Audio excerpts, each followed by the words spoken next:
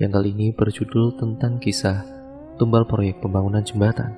Cerita ini masih ditulis oleh akun yang bernama Laila. Nantinya kalian juga bisa mengunjungi thread beliau secara langsung. Yuk, daripada kita lama-lama, daripada penasaran bagaimana ceritanya, kita langsung saja mulai ceritanya. Namun sebelum itu, seperti biasa saya mengingatkan bahwa semua nama tempat dan toko sudah disamarkan untuk keamanan bersama ya teman-teman. Jangan lupa pula untuk kalian menggunakan earphone terbaik kalian dan juga siapkan cemilan kalian serta posisi ternyaman kalian. Karena cerita ini lumayan agak panjang, jadi daripada kita lama-lama juga, kita langsung saja mulai ceritanya. Suatu ketika Huda lulus dari kuliahnya dan sekarang Huda masih menganggur karena belum mendapatkan pekerjaan yang baru. Sedangkan Huda memiliki abang yang bekerja di suatu perusahaan properti. Karena abangnya sudah bekerja di perusahaan properti tersebut sudah cukup lama, sekitar 10 tahunan. Maka dari itu orang tuanya Huda menginginkan supaya Huda bisa bekerja sama dengan abangnya yang ada di perusahaan properti tersebut. Suatu malam saat semuanya sedang makan malam, dan kebetulan waktu itu abangnya Huda, Mas Tanto, sudah pulang ke kampung, jadi Mas Tanto itu ikut makan malam di rumahnya. Di tengah-tengah makan, mereka ini semuanya saling bercengkrama dan ibunya Mas Huda juga membicarakan soal pekerjaan dan lowongan kerja di perusahaan tempatnya Mas Tanto bekerja. Ton, itu adikmu diajak bekerja di perusahaanmu, daripada menganggur ke sana kemari mencari pekerjaan tidak dapat juga. Iya, apalagi kan kamu sudah bekerja cukup lama di perusahaan itu. Siapa tahu kalau lewat orang dalam lah bisa lah adikmu itu masuk kerja di tempatmu, timbal bapak. Ya sudahlah, nanti aku tanyakan dulu sama bos ya, siapa tahu ada lowongan. Setelah obrolan itu terhenti, mereka semuanya melanjutkan kembali makan malamnya. Saat itu juga ketika sedang makan malam, mereka saling bercanda karena sudah lama sekali tidak bertemu. Dan seketika pertanyaan Huda membuat suasana menjadi hening. Pak, Bu, nanti kalau aku jadi ikut kerja sama Mas Tanto, ibu bapak di rumah sendirian? Ya gak apa-apa Huda, ibu bapak kan bisa jaga diri, jawab bapak. Ya tapi kan, sudah jangan pikir yang aneh-aneh Huda, timbal ibunya. Hawa dingin pun mulai merasuk ke dalam tubuh karena waktu sudah mulai malam. Akhirnya semuanya kembali ke kamarnya masing-masing untuk beristirahat. Huda yang ada dalam kamar masih termenung memikirkan bagaimana saat dia benar-benar bekerja dengan abangnya. Huda masih memikirkan kedua orang tuanya yang nantinya di rumah sendirian. Singkat ceritanya, keesokan paginya Mas Tanto akan pulang kembali ke kota karena esok paginya Mas Tanto harus berangkat bekerja kembali ke perusahaannya. Pagi itu Mas Tanto sudah bersiap-siap mengemasi barang-barang yang akan dibawanya pulang ke kota. Ibunya pun berpesan kepada Mas Tanto sebelum berangkat ke stasiun. Tan, kamu jangan lupa ya, nanti kamu tanyakan sama bos kamu. Iya Bu, ibu tenang saja, jawab Mas Tanto. Kamu nanti hati-hati ya di jalan. Kalau sudah sampai kabari, timbal bapak. Sedangkan Huda dia yang akan mengantarkan Mas Tanto pergi ke stasiun. Mas Tanto dibonceng oleh Huda dengan menggunakan sepeda motornya menuju ke stasiun. Beberapa saat kemudian, akhirnya Mas Huda dan juga Mas Tanto pun sampai di stasiun. Dan sebentar lagi kereta pemberangkatan Mas Tanto akan segera datang. Mas Huda pun kemudian masih tetap menunggu abangnya di stasiun sampai nanti abangnya sudah pergi. Setelah kereta keberangkatannya itu datang, Mas Tanto pun berpamitan kepada Huda. Mas, aku berangkat dulu ya. Iya Mas, hati-hati ya, jawab Huda. Mas Tanto pun masuk ke dalam gerbong keretanya, sedangkan Huda kembali pulang ke rumahnya. Mas Tanto menempuh perjalanan sekitar 5 jam menuju ke kotanya. Di perjalanan Mas Tanto merasakan kantuk yang sudah tidak tertahankan lagi, sehingga Mas Tanto tertidur di dalam kereta. Beberapa jam kemudian Mas Tanto terbangun dan ternyata Mas Tanto sudah akan sampai di kotanya. Singkat cerita, Mas Tanto akhirnya sampai di stasiun kota dan Mas Tanto pun naik ojek online yang sudah dipesannya untuk menuju ke kosannya. Jarak stasiun menuju ke tempat kosannya Mas Tanto bisa ditempuh sekitar waktu 1 jam. Sesampainya di kosan, Mas Tanto langsung merebahkan tubuhnya karena sudah lelah dalam perjalanan. supaya besok pagi juga tenaganya kembali fit untuk kembali bekerja. Keesokan paginya Mas Tanto berangkat ke kantornya, dan di hari itu juga Mas Tanto menemui bosnya untuk menanyakan lowongan untuk adiknya nanti. "Permisi," ucap Mas Tanto. "Iya, silakan masuk," jawab bosnya. Mas Tanto pun masuk ke dalam ruangan bosnya, dan Mas Tanto dipersilakan bosnya untuk duduk di hadapannya. "Silakan duduk, Tanto." "Ada apa?" "Ya, terima kasih, Pak," jawab Mas Tanto sembari duduk di kursinya. "Ada apa ini kok tumben-tumbenan kamu datang ke ruangan saya?" "Jadi gini, Pak, apa ada lowongan pekerjaan di perusahaan ini?" "Memangnya kenapa, Tanto?" "Jadi adik saya ini sedang membutuhkan pekerjaan, Pak. Ya siapa tahu di sini ada lowongan untuk dia." "Adikmu itu lulusan apa?" "Lulusan S1, Pak, baru kemarin lulus," jawab Mas Tanto. "Sebenarnya ada sih, bagian asisten, dan kamu nantinya, ya karena nanti akan ada proyek yang harus kita selesaikan. Berarti adik saya boleh bekerja di sini, Pak." "Coba nanti kamu bawa saja adikmu datang temui saya." "Baik, Pak, nanti secepatnya akan saya sampaikan, Pak. Terima kasih ya, Pak." "Ya sudah, kamu kembali ke pekerjaan kamu sana." "Baik, Pak, terima kasih banyak," jawab Mas Tanto. Mas Tanto pun kemudian berjalan kembali menuju ke tempat kerjanya. Singkat ceritanya, hari sudah petang, Mas Tanto segera bersiap-siap untuk pulang. Mas Tanto biasanya itu menggunakan sepeda motornya sendiri untuk berangkat dan pulang dari kerjanya. Sesampainya di kosan, Mas Tanto langsung menghubungi kedua orang tuanya yang ada di kampung. Bapak ibunya yang saat itu sedang duduk di depan terasnya sedang bercengkrama sembari menikmati suasana sore hari dengan meneguk secangkir kopi. Ponselnya bapak yang diletakkan di atas mejanya itu tiba-tiba saja bergetar. Saat bapaknya melihat ke layar ponselnya, ternyata ada panggilan masuk dari Mas Tanto. Sesegera mungkin itu bapaknya langsung mengangkat teleponnya. "Assalamualaikum, Pak," ucap Mas Tanto. "Waalaikumsalam, Nak. Ada apa, Nak, tumben telepon?" "Jadi gini, Pak, kata bosnya aku ada lowongan untuk Buddha, dan besok udah diperintahkan untuk menemui bosnya langsung." "Budanya sudah tahu belum?" Karena suara panggilan teleponnya itu sengaja dikeraskan supaya ibu juga mendengar percakapan dari Mas Tanto. "Belum, Bu. Aku langsung menghubungi bapak ibu soalnya. Budanya memang kemana, Bu?" "Gak tahu, udah pergi dengan temannya tadi dan belum pulang-pulang. Paling sebentar lagi," ucap ibu. Dan beberapa saat kemudian, saat ibu mengatakan hal itu, tiba-tiba saja udah datang dengan menggunakan motornya. "Udah, sini cepet," teriak ibunya. Udah pun sesegera mungkin berlari terbirit-birit menghampiri ibunya. "Ada apa, Bu?" "Ini abangmu mau ngomong sama kamu." Lalu udah menerima ponsel yang diberikan oleh bapaknya. "Halo Mas, ada apa Mas?" "Katanya Mas mau ngomong sama aku," ucap Buddha. "Gini Hud, kamu nanti malam langsung berangkat ke sini ya." "Loh, kenapa Mas?" "Ya soalnya besok kamu itu harus menemui bos, ada lowongan buat kamu," jawab Mas Tanto. "Besok banget Mas?" "Iya, sudah, kamu siap-siap dulu sana." "Sudah Mas, pesankan tiket kereta." "Oh iya ya Mas," jawabnya dengan singkat. Singkat ceritanya, malam itu Huda mengemasi barang-barang bawaannya yang dimasukkan ke dalam tas besar yang berwarna hitam.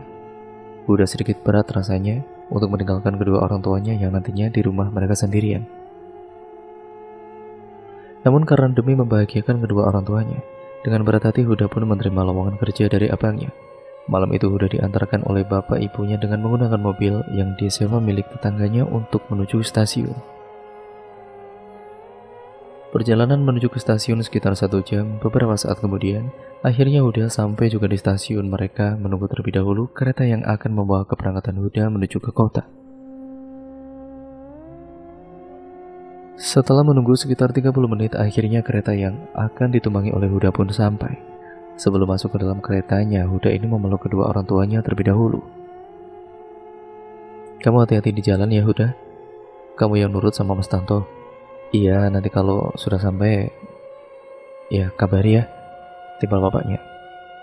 Huda pun masuk ke dalam keretanya. Kereta Huda berangkat sekitar pukul 8 malam. Dan perjalanan menuju ke kota abangnya itu sekitar 5 jam perjalanan. Karena suasana perjalanannya sangat gelap, Huda juga mulai mengantuk. Akhirnya Huda pun tertidur pulas supaya besok juga saat menemui bosnya tidak mengantuk. Beberapa jam kemudian, Huda pun sampai di stasiun kota abangnya dan ternyata Mas Tanto sudah menunggu Huda di depan stasiun dengan menggunakan motor. Huda sampai di stasiun kota abangnya itu pun sekitar pukul 12 malam. Huda pun kemudian langsung membonceng Mas Tanto menuju ke kosannya. Singkat ceritanya, keesokan harinya Mas Tanto dan Huda pun berangkat ke perusahaan bersama.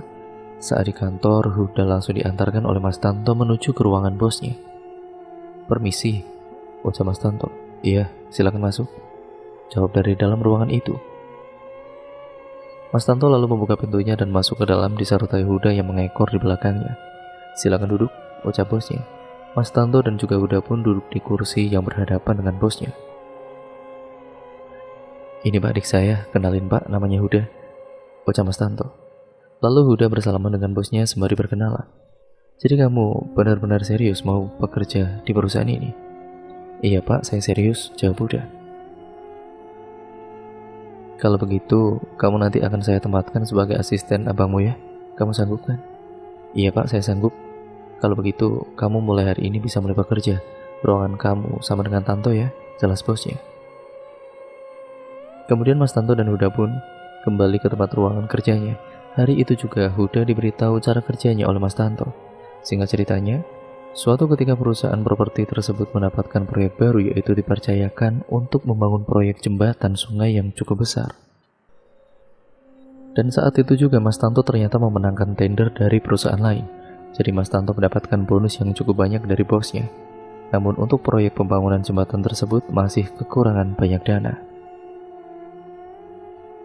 Akhirnya semuanya mengadakan meeting untuk membahas dana yang harus dikeluarkan tersebut. Saat meeting, Huda mengusulkan untuk mencari investor saja untuk menambah dana pembangunannya.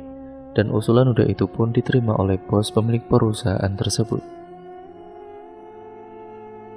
Hingga suatu ketika Huda mencari beberapa perusahaan yang mau bekerja sama dengannya untuk menginvestasikan sebagian dananya untuk pembangunan proyek jembatan. Namun meskipun begitu, tidak mudah untuk mencari perusahaan yang mau bekerja sama. Akan tetapi Huda tidak menyerah. Dengan berbagai alasan Huda mengatakan kepada investor agar para investor tersebut tertarik dan menginvestasikan untuk proyek pembangunan jembatan itu. Dan hingga pada akhirnya Huda mendapatkan sekitar 3 perusahaan yang bekerja sama dengan perusahaan properti tempat Huda bekerja. Dan semenjak itu Huda direkrut oleh bosnya untuk menjadi pimpinan proyek jembatan tersebut. Padahal abangnya sendiri yang sudah lama sekali bekerja di perusahaan tersebut, akan tetapi karena sudah melihat kerjanya Huda yang bagus, bosnya itu mengutus Huda untuk menjadi pimpinan proyek. Mas Tanto pun yang tidak keberatan dan tidak marah. Dia malah senang dan mendukung adiknya sendiri menjadi pimpinan proyek itu. Proyek pembangunan jembatan itu akan dilakukan di sebuah desa yang terpencil dan di pelosok sekali. Dan suatu ketika hari di mana Huda dan yang lainnya itu berangkat ke tempat pembangunan jembatan itu, Huda menggunakan mobil dan juga jalanan yang ditempuh itu sekitar 3 jam perjalanan lamanya. Sesampainya di tempat pembangunan proyek itu, Huda langsung mengecek dan melihat keadaan jembatan yang dulu. Ternyata jembatan yang tersebut sudah tidak dioperasikan kembali. Padahal jembatan itu adalah salah satu jalan penghubung dari satu desa ke desa yang lain, sehingga para pejalan itu tidak lagi melewati jembatan tersebut, dan mereka semua harus berputar balik melewati jalanan lain. Kondisi jembatan tersebut sudah sangat rapuh dengan besi-besinya yang sudah berkarat. Setelah selesai melihat kondisi jembatan tersebut, Huda pun tidak tahu apa yang harus dikerjakan nantinya. Huda memerintahkan kepada manajer proyek untuk mengurus dan mempersiapkan semua bahan-bahan untuk membangun jembatan tersebut dan juga menyiapkan alat-alat untuk pembangunan seperti pasir, semen, besi, dan yang lain sebagainya.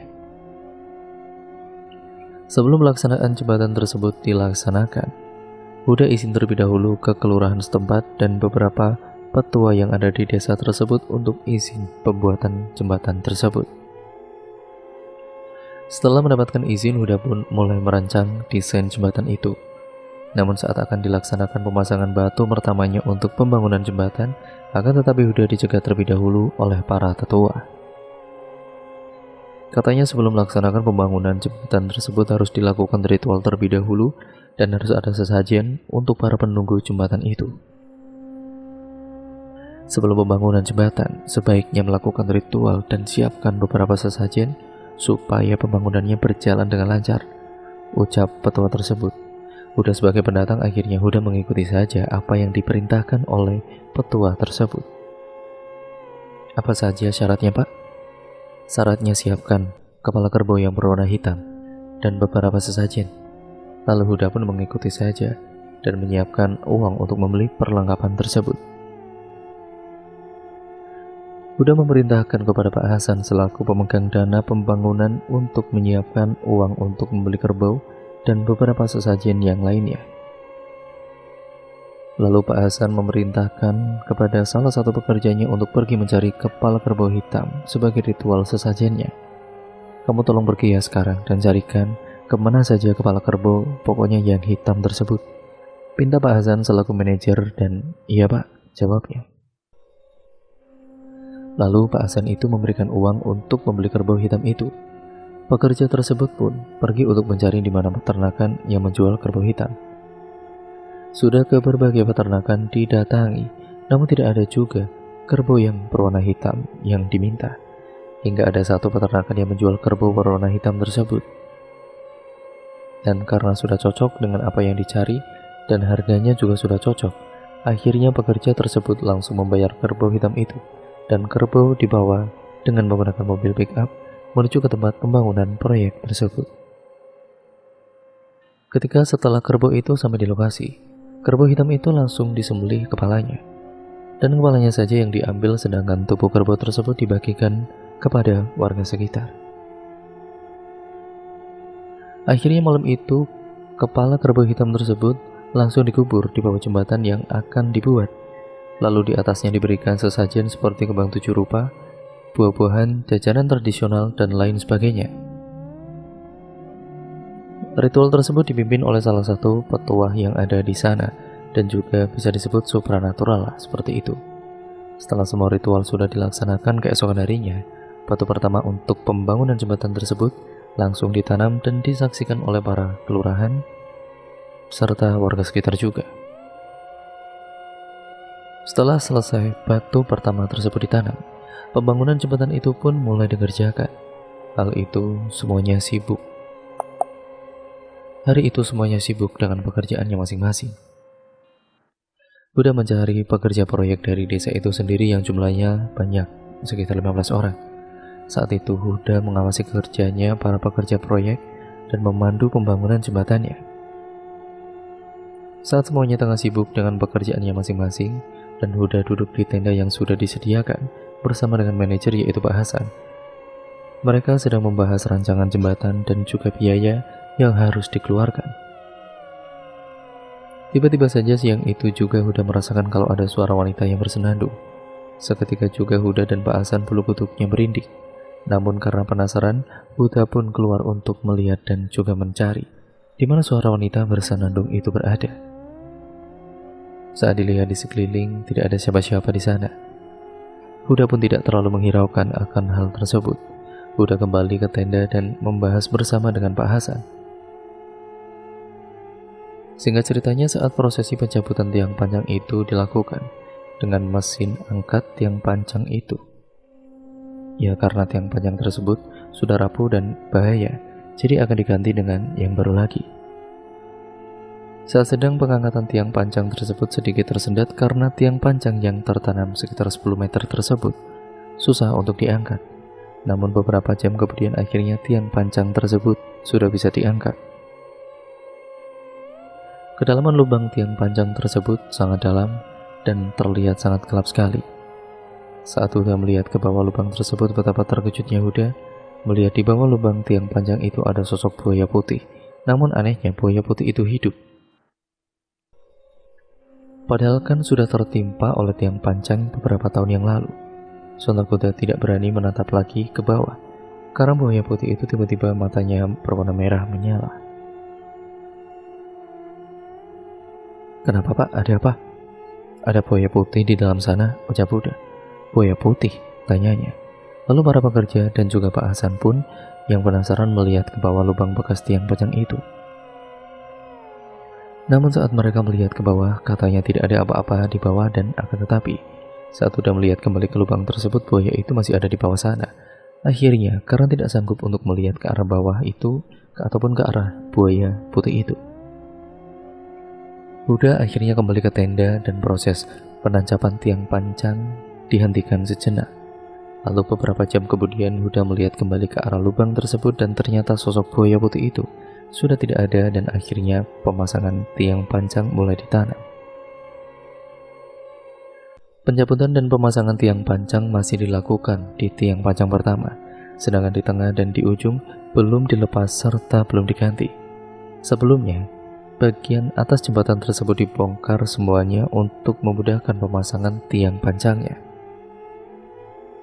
Singkat ceritanya, saat malam hari, Huda dan juga Pak Hasan tidur di tenda yang sudah disediakan di bawah jembatan tersebut, dan pembangunan jembatan dikerjakan hingga malam hari dengan pekerja yang bergantian karena untuk target pembangunan jembatan agar cepat selesai. Malam itu para pekerja sedang sibuk bekerja di tengah kegelapan malam dengan lampu senter yang besar untuk penerangan para pekerja tersebut. Saat Huda sedang duduk di dalam tenda sendirian, karena tadi Pak Hasan sedang melihat para pekerja yang sedang bekerja, tiba-tiba saja Huda mendengar ada suara langkah kaki di sekitar tendanya. Huda pun terperanjat dan keluar dari tenda untuk melihat siapa yang lewat. Namun, saat Huda melihat ke arah depan tenda, di depan tidak ada siapa-siapa. Akhirnya Huda kembali lagi masuk ke dalam tendanya untuk mengerjakan ukuran jembatan yang akan dibangun. Seketika Huda melihat ada bayangan hitam dari depan tendanya. Sosok bayangan hitam itu semakin mendekat, dan saat Huda melihat ke depan, sontak Huda terkejut. Ternyata ada sosok wanita yang sangat cantik dengan gaun berwarna hijau. Dia menatap mata Huda dengan tatapan yang sangat tajam. Lalu sosok wanita itu mengatakan kepada Huda, "Pergi dari sini, kalau tidak kalian akan celaka," ucapnya. Saat itu juga Huda tercengang dengan apa yang dikatakan oleh wanita tersebut, dan seketika sosok wanita tersebut menghilang entah kemana. Namun tubuhnya Huda masih terasa kaku dan tidak bisa berbicara. Di dalam hatinya Huda mencoba untuk membaca ayat kursi, dan beberapa saat kemudian tubuhnya Huda akhirnya bisa digerakkan kembali dan mulutnya sudah tidak terkunci kembali. Sementara itu Pak Hasan dan pekerja yang lain tidak mengetahui dengan apa yang dialami oleh Huda, dan Huda juga tidak menceritakan kepada yang lainnya. Karena Huda ingin proyek pembangunannya itu segera selesai sesuai dengan target yang ditentukan, yaitu sekitar 2 bulan. Target pembangunan jembatan tersebut harus segera selesai. Malam itu para pekerja saling bekerja sama dengan sekuat tenaganya, dan malam itu juga seluruh tiang panjang yang masih tertanam dicabut semuanya dan digantikan dengan yang baru. Setelah diganti semuanya, mulailah para pekerja membuat beton penyangga. Saat salah satu pekerja itu sedang memasang besi beton untuk penyangga jembatan itu, tiba-tiba saja beton tersebut runtuh beserta dengan batu bata dan semen yang berjatuhan ke bawah dan menimpa pekerja yang lain, dan kebetulan saat itu sedang berada di bawah. Batu bata tersebut mengenai kepala pekerja tersebut hingga kepalanya bocor, dan pekerja tersebut meninggal dunia di tempat tersebut. Sontak semuanya panik dan cemas melihat kejadian itu. Begitu juga dengan Huda yang melihat pekerja tersebut sudah meninggal dunia dengan kepalanya yang bocor. Padahal saat itu pekerja yang ada di atas sudah turun ke bawah karena batu bata beton dan semen yang ada di atas belum kering itu runtuh dengan sendirinya dan mengenai pekerja yang ada di bawah. Singkat ceritanya, para petua yang ada di kampung tersebut mengatakan bahwa pekerja tersebut sudah dijadikan tumbal proyek. Maka dari itu para petua tidak menginginkan para pekerja lain dari desanya menjadi korban selanjutnya.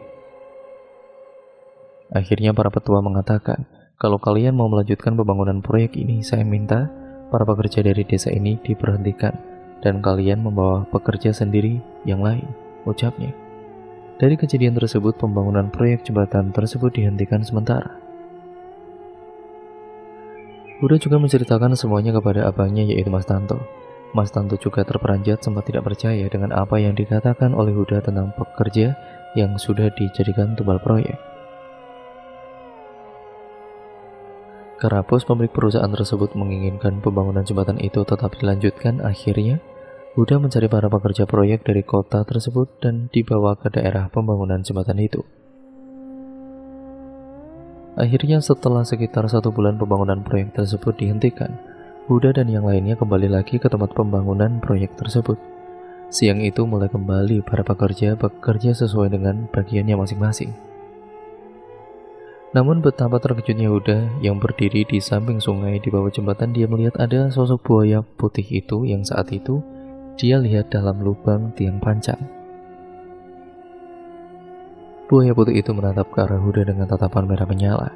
Namun anehnya, hanya Huda saja yang dapat melihat adanya buaya putih tersebut yang ada di tengah-tengah sungai. Huda mencoba tidak melihat kembali ke arah buaya putih tersebut.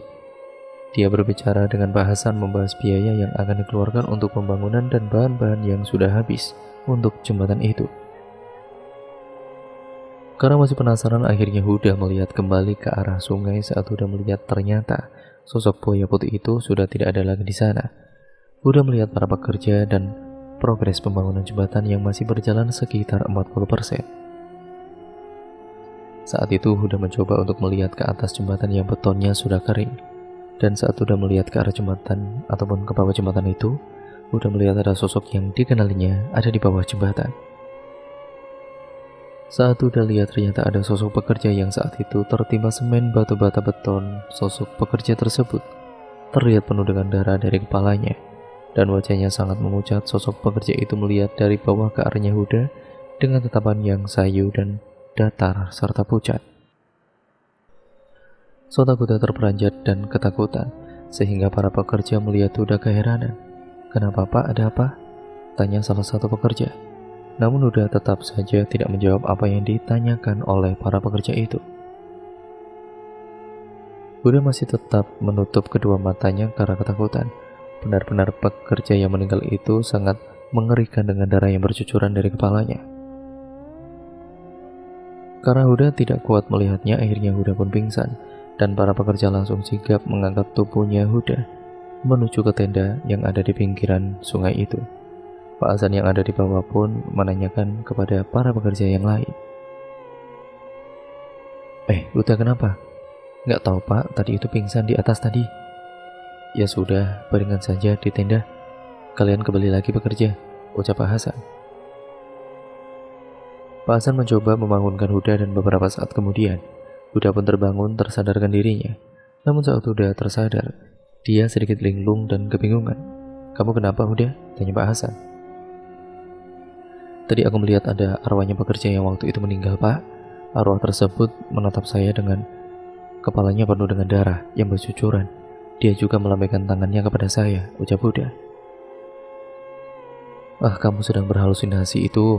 Kamu itu pasti kecapean, mending istirahat saja kamu," ucap Pak Hasan. Karena Pak Hasan tidak percaya dengan apa yang dikatakan oleh Huda, akhirnya Huda tidak melanjutkan kembali pembicaraannya pada kala itu. Huda beristirahat di tendanya, sedangkan Pak Hasan yang menggantikan untuk melihat para pekerjanya. Namun saat Huda sedang duduk sendirian di dalam tenda, tiba-tiba saja ada sosok buaya putih yang menghampiri ke tenda Huda. Buaya putih itu pun datang dari sungai dan perlahan berjalan menuju ke arah tendanya Huda. Huda pun terkejut kedatangan sosok buaya putih tersebut. Huda sampai duduk mundur ke belakang dan tiba-tiba saja sosok buaya putih tersebut berubah menjadi sosok wanita yang pada saat itu Huda lihat di depan tendanya. Ternyata sosok wanita dengan pakaian yang berwarna hijau seperti ratu itu. Sontak saja Huda terkejut karena buaya putih itu berubah menjadi sosok wanita berkebaya hijau.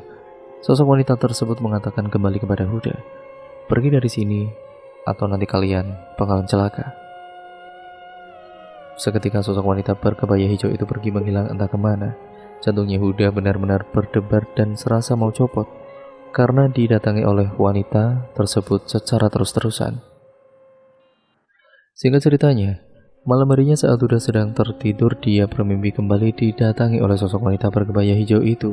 Dan dalam mimpinya, sosok wanita itu mengatakan hal yang sama kepada Huda seperti apa yang tadi siang soal sosok wanita itu katakan kepada Huda. "Pergi dari sini atau nanti kamu bakal celaka," ucapnya. Huda pun terbangun dari mimpinya itu. Tubuhnya Huda dipenuhi dengan keringat yang membasahi baju yang dikenakan Huda saat tidur. Dan napasnya Huda juga terasa ngos-ngosan. Sontak Pak Hasan yang tertidur di sampingnya Huda pun ikut terbangun. "Kamu itu kenapa, Huda? Kamu mimpi buruk ya?" "Iya Pak." "Mimpi apa kamu, Hud?" tanya Pak Hasan. Namun Huda tidak berani untuk menceritakan apa yang ada dalam mimpinya kepada Pak Hasan tentunya. Keesokan harinya saat Huda ikut bekerja dengan para pekerja proyek yang lain, Huda ikut menganyam besi yang ada di bawah jembatan. Dia melihat pekerja yang dikenali wajahnya itu berada di atas jembatan sedang mengecor kembali beton supaya bangunannya itu semakin kuat. Namun anehnya saat Huda melihat ke arah depan matanya, sosok pekerja yang dilihatnya di atas itu sedang berada di bawah mengaduk semen. Akan tetapi saat Huda lihat lagi ke arah atas jembatan, sosok pekerja itu masih ada di atas. Dan pekerja itu juga ada di bawah, sedang mengaduk semennya. Sontak membuat Huda keheranan dan Huda pun akhirnya mengucuk kedua matanya. Ya karena Huda takut salah melihat saat kedua matanya dibucak. Sosok pekerja itu masih sama. Berada di dua tempat dengan menggunakan pakaian yang sama persis. Itu membuat Huda sangat kebingungan sebenarnya di mana pekerja itu berdiri. Karena di pandangan Huda ada dua. Huda mencoba memanggil nama pekerja tersebut. "Loki, Loki," teriak Huda. Namun terdengar sautan dari Loki dari belakang tubuhnya Huda. Sontak Huda terkejut kembali. "Iya Pak, ada apa Pak? Saya di belakang Bapak kok. Kenapa manggil teriak-teriak Pak?" Huda hanya bisa menggaruk-garuk kepalanya yang tidak gatal. "Kamu tuh dari mana?" "Dari tadi saya di sini Pak, di belakang Bapak sedang menganyam besi kan sama Bapak," ucapnya membuat Huda semakin kebingungan. "Lalu tadi siapa yang aku lihat ya?" gumam Huda dalam hati. "Ya, tidak ada apa-apa Luk. Sudah, kamu lanjutkan saja pekerjaannya." Saat Huda melihat ke arah atas jembatan, ternyata sosok yang menyerupai Loki itu sudah tidak ada di sana.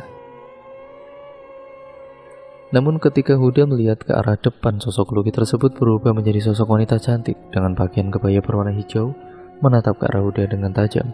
Sontak Huda terperanjat kaget dibuatnya. Ternyata sosok wanita tersebut yang menyerupai Loki.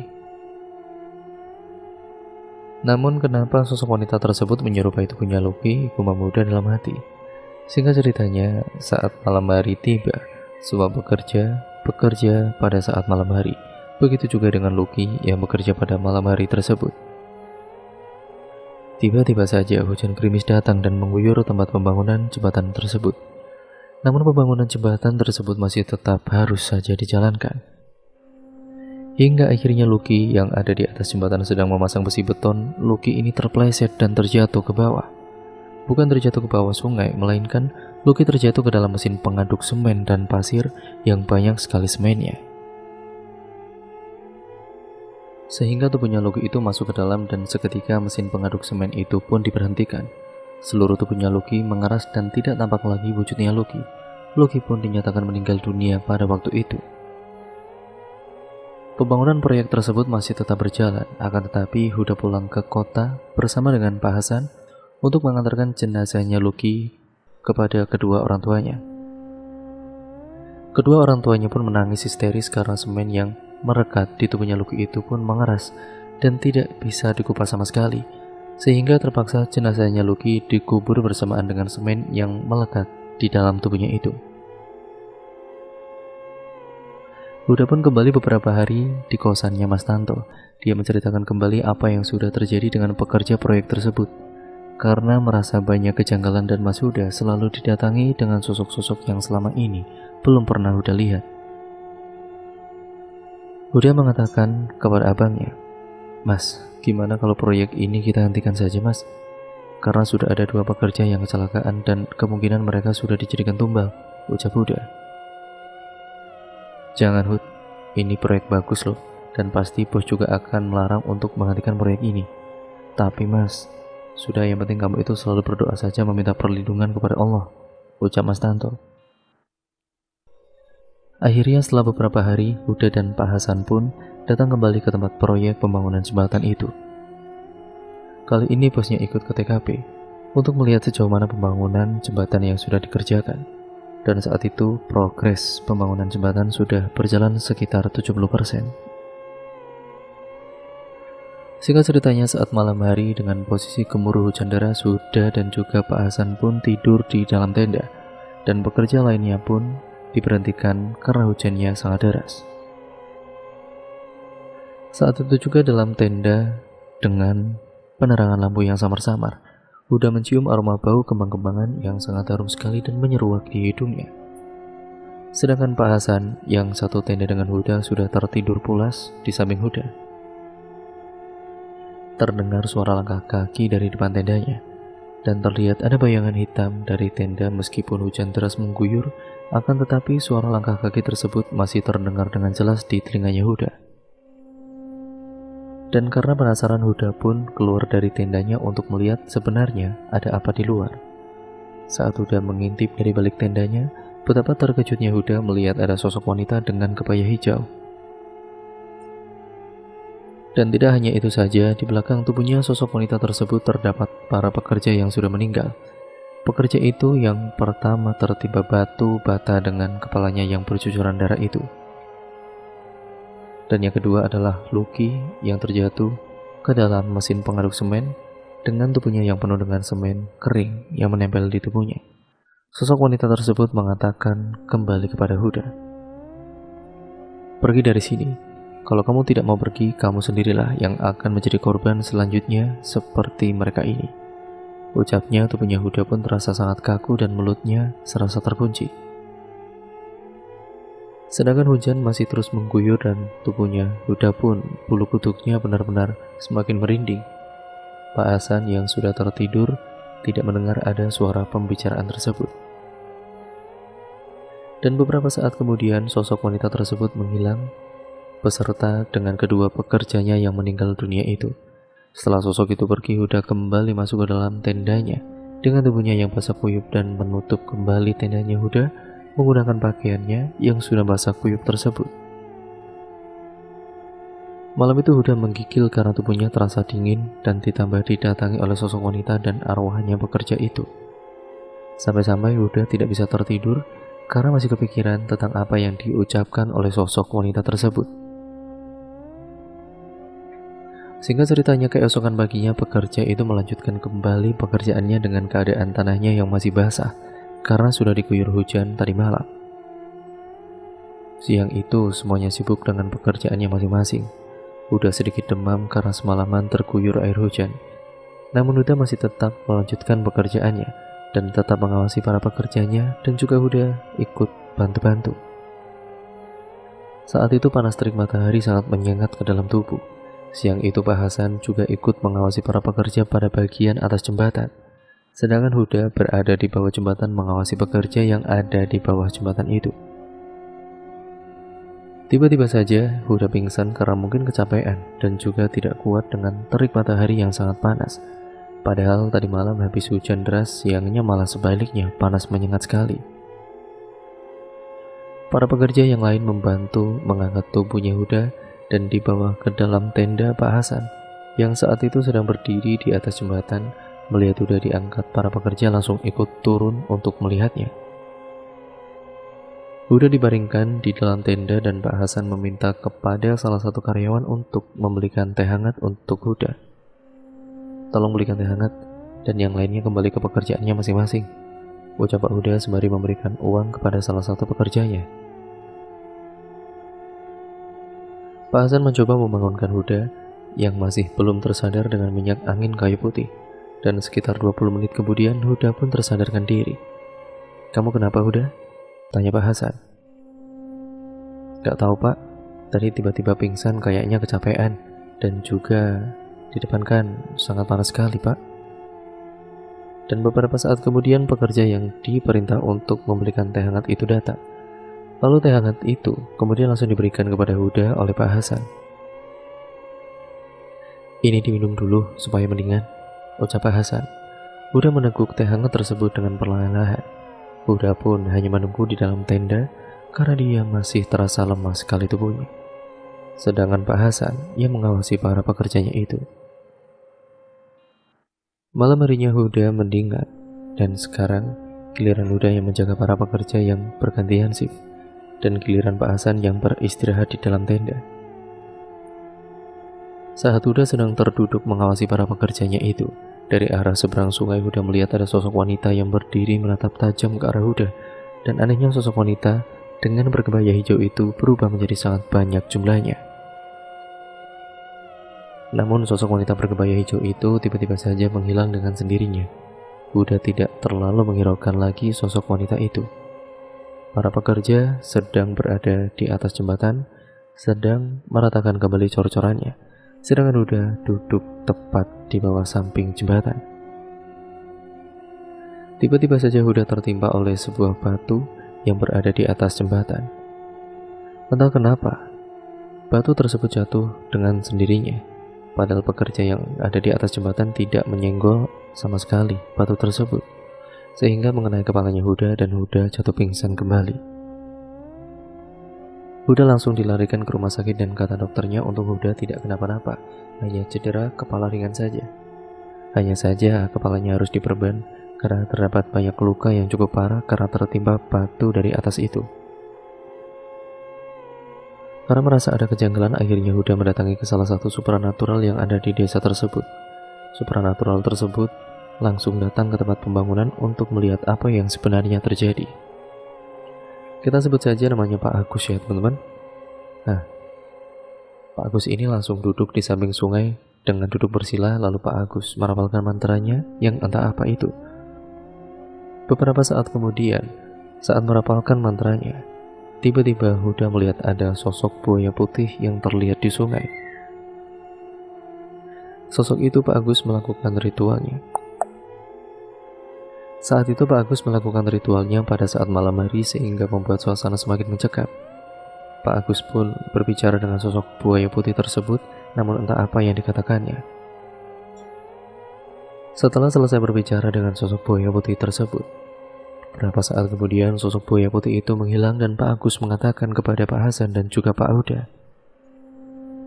bahwa buaya putih itu meminta kepala kambing hitam, dan setelahnya dia tidak akan mengganggu lagi untuk pembangunan jembatan tersebut. Sosok penunggu jembatan ini meminta kepala kambing hitam, ucap Pak Agus. Kan waktu itu sudah Pak Agus, kepala kerbau hitam. Kalau kalian mau proyek ini berjalan lancar, tidak ada lagi gangguan, lakukan saja apa yang diminta oleh sosok penunggu di sini. Iya Pak, jawab Huda dengan singkat. Keesokan paginya Huda pun mencari seekor kambing hitam untuk dijadikan ritual keduanya. Dan setelah mencari ke sana kemari, akhirnya Huda mendapatkan juga seekor kambing hitam. Lalu kambing hitam tersebut langsung disembelih dan diambil kepalanya saja. Sedangkan tubuhnya kambing itu seperti biasa dibagikan kepada warga-warga sekitar. Kepala kambing hitam itu dikubur di bawah jembatan serta dibacakan mantra oleh Pak Agus. Setelah ritual itu dilakukan, akhirnya pembangunan jembatan tersebut berjalan dengan lancar. Tidak ada lagi gangguan-gangguan yang mendatangi Huda dan juga yang lainnya. Akan tetapi pada suatu malam, entah kenapa perasaan Huda tidak enak kembali. Huda yang saat itu sedang di bawah jembatan, tiba-tiba Huda ini tertimpa reruntuhan jembatan. Jembatan itu tiba-tiba saja ambles dengan sendirinya, padahal sudah lama jembatan itu kering dan tidak ada kendaraan yang melewati jembatan itu. Akhirnya jembatan itu pun ambruk dan mengalami kerugian yang sangat besar sekali. Huda dinyatakan meninggal dunia karena tubuhnya tertimpa oleh reruntuhan jembatan yang sudah sangat berat itu. Jenazahnya Huda ini dibawa ke kampung halamannya, dan Mas Tanto sebagai abangnya tidak menyangka kalau adiknya ini meninggal dunia dengan cara yang tragis seperti itu. Jenazah Huda dimakamkan di kampung halamannya. Kedua orang tuanya pun ya menangis histeris saat mengetahui Huda kecelakaan saat bekerja dan meninggal dunia. Dan pada saat itu akhirnya pembangunan jembatan itu pun dihentikan dan mengalami kerugian yang sangat besar sekali. Suatu malam saat Mas Tanto sedang tertidur, Mas Tanto bermimpi didatangi oleh adiknya Setelah 7 hari kematian Huda, dan Huda berkata kepada Pak Tanto, "Mas, tolong saya mas," ucap Huda. Tubuhnya Huda penuh dengan luka di sekujur tubuhnya dan wajahnya yang sangat memucat. Sontak Mas Tanto terkejut dan terbangun dengan tubuh yang berkeringat, serta nafasnya yang tidak beraturan. Karena merasa ada yang kejanggalan di situ dengan pembangunan jembatan dan kematian adiknya itu, Mas Tanto mendatangi ke tempat pembangunan proyek tersebut dan ditemani dengan Pak Hasan untuk bertemu dengan Pak Agus yang Pak Hasan tahu itu. Mas Tanto dan Pak Hasan pergi ke rumahnya Pak Agus untuk meminta tolong agar bisa menerawang apa yang sebenarnya terjadi dengan Huda adiknya itu. "Assalamualaikum." "Waalaikumsalam," jawabnya.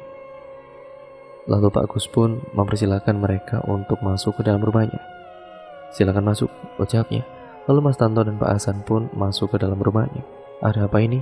tanya Pak Agus. "Jadi gini Pak, saya mau meminta tolong untuk coba terawangkan apa yang sebenarnya terjadi dengan adik saya, Huda. Soalnya saya bermimpi didatangi dia dan dia meminta tolong sama saya," ucap Mas Tanto. "Kalau begitu, kita langsung datang saja ke lokasi pembangunan jembatan itu."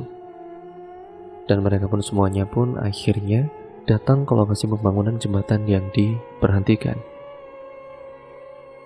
Sesamanya di bawah jembatan tersebut, Pak Agus langsung menerawang dengan merapalkan mantranya. Dan saat Pak Agus selesai menerawang, Pak Agus menceritakan kepada Mas Tanto dan Pak Hasan, "Jadi, adikmu ini sudah ikut dengan ratu penunggu jembatan ini. Dia sudah dijadikan tumbal pembangunan proyek karena udah tidak mendengarkan apa yang dikatakan oleh sosok wanita jelmaan buaya putih penunggu jembatan ini, dan udah meminta jasadnya itu untuk dikembalikan ke tempat yang semestinya," ucap Pak Agus. "Tapi Pak, sebelum Huda meninggalkan, kita sudah melakukan ritual sesuai dengan syarat yang dia minta. Tapi kenapa masih meminta tumbal dan jembatan ini malah ambruk?"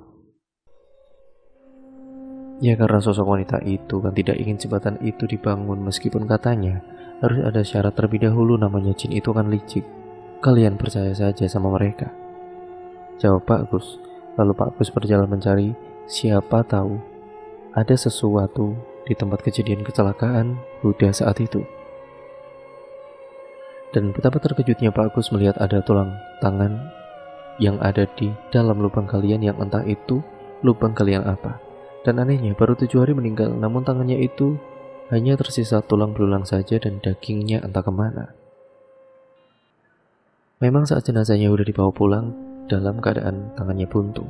Akhirnya Pak Agus menyuruh Mas Tanto untuk membawa tangan itu, lalu dimandikan dan disolatkan, lalu dikuburkan di samping makamnya Huda. Setelah tulang tangannya Huda itu sudah dimakamkan, Huda sudah tenang dan tidak lagi mendatangi lagi di dalam mimpinya Mas Tanto. Proyek pembangunan jembatan itu pun tidak dilanjutkan lagi karena sudah mengalami kerugian yang sangat banyak. Kalaupun dikerjakan pasti ada saja gangguannya. Dan semenjak kejadian itu, perusahaan properti tempat Mas Tanto bekerja mengalami kebangkrutan dan sekarang Mas Tanto dikeluarkan dari kerjaannya. Mas Tanto bekerja di rumah kampungnya. Semoga dari kejadian ini kita bisa mengambil hikmahnya dan ambil hal positif dan buang hal negatifnya.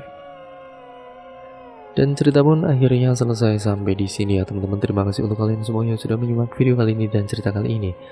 Kali ini berjudul tentang sebuah kisah tumbal restoran ibuku. Cerita kali ini datangnya dari Manavilla. Nantinya kalian juga bisa mengunjungi thread beliau secara langsung. Yuk, daripada kita lama-lama, daripada kita penasaran bagaimana kisahnya, mari kita langsung saja menuju ke ceritanya. Namun sebelum itu, untuk kalian yang belum subscribe channel ini. Nyalakan tombol lonceng notifikasinya ya teman-teman, agar kalian tidak ketinggalan video terbaru selanjutnya dari channel ini. Yuk kita langsung saja mulai ceritanya. Perkenalkan, namaku adalah Jane Chelsea Olivia. Aku biasa dipanggil Jane, umur 16 tahun, dan bulan depan tanggal 17 adalah sweet 17-ku. Hari Minggu kali ini sama saja seperti minggu-minggu yang lalu. Mandi pagi, sarapan, berkemas, dan mulai berkendara ke gereja. Dengan cantik, aku pergi ke tempat ibadahku, bertemu banyak teman dan juga pendeta kami, yaitu Bapak Fajar. Tidak asing bagiku bertemu dengannya. Karena selain tiap minggu kami bertemu di gereja, tidak jarang juga dia bertamu ke rumahku sekedar berbicara dengan ibu dan pergi meninggalkan rumah. Rasanya dia sudah seperti ayah bagiku karena baik. Dia juga tidak segan untuk sekedar menjagaku pergi bermain dan menggantikan sosok ayah. Ibuku bekerja sangat keras demi menghidupiku. Hingga akhirnya ibu dapat membangun sebuah restoran yang cukup besar di daerah Pondok Indah Mall. Tidak hanya satu, tapi ibu memiliki 4 restoran mewah. Kehidupanku, sejauh ini biasa saja. Hanya saja memang banyak teman yang datang sekedar meminjam uang atau sejenisnya. Tidak masalah bagiku selagi itu membantu, aku cukup senang. Hari Minggu seperti biasanya aku pergi ke gereja sendirian dan ibu yang tetap bekerja di resto. Semenjak memiliki restoran, ibuku ini sangat sibuk hingga lupa pada Tuhannya. Tapi tidak masalah bagiku, mungkin dia melakukan ibadah tanpa sepengetahuanku. Hari itu setelah pulang dari gereja, aku bertemu dengan salah satu temanku waktu SMP. Namanya Anira, gadis muslimah yang cantik, pintar, dan mudah membaur.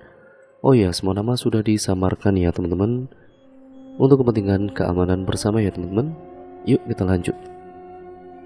Dia cukup dekat denganku sewaktu SMP, karena jarak bangku kami yang hanya bersebelahan sering membuatku berbicara dan menyontek dengannya. Hai Jen, apa kabar? Kamu makin cantik aja sih, tanya Anira melalui percakapan. Aku kabarnya baik, kamu bagaimana? Cantikan juga kamu. Emang paling keren deh kalau cewek jilbab hitam itu pakai baju putih, celana jeans, apalagi kacamatanya tuh, ya juara. Jawabku memuji outfitnya. Bisa aja, gelis. Oh iya, kamu abis ibadah ya? Udah selesai belum? Temenin aku yuk. Mau beli bahan-bahan buat kue ibuku soalnya lagi kehabisan bahan nih. Ya udah, ayo. Aku juga gak ada kerjaan sih di rumah ini. Ya udah yuk, boleh-boleh. Berangkatlah kami berdua ke toko yang dimaksud oleh Anira. Tidak jauh, hanya sekitar 15 menit kami berjalan sambil tertawa membahas kenangan waktu SMP.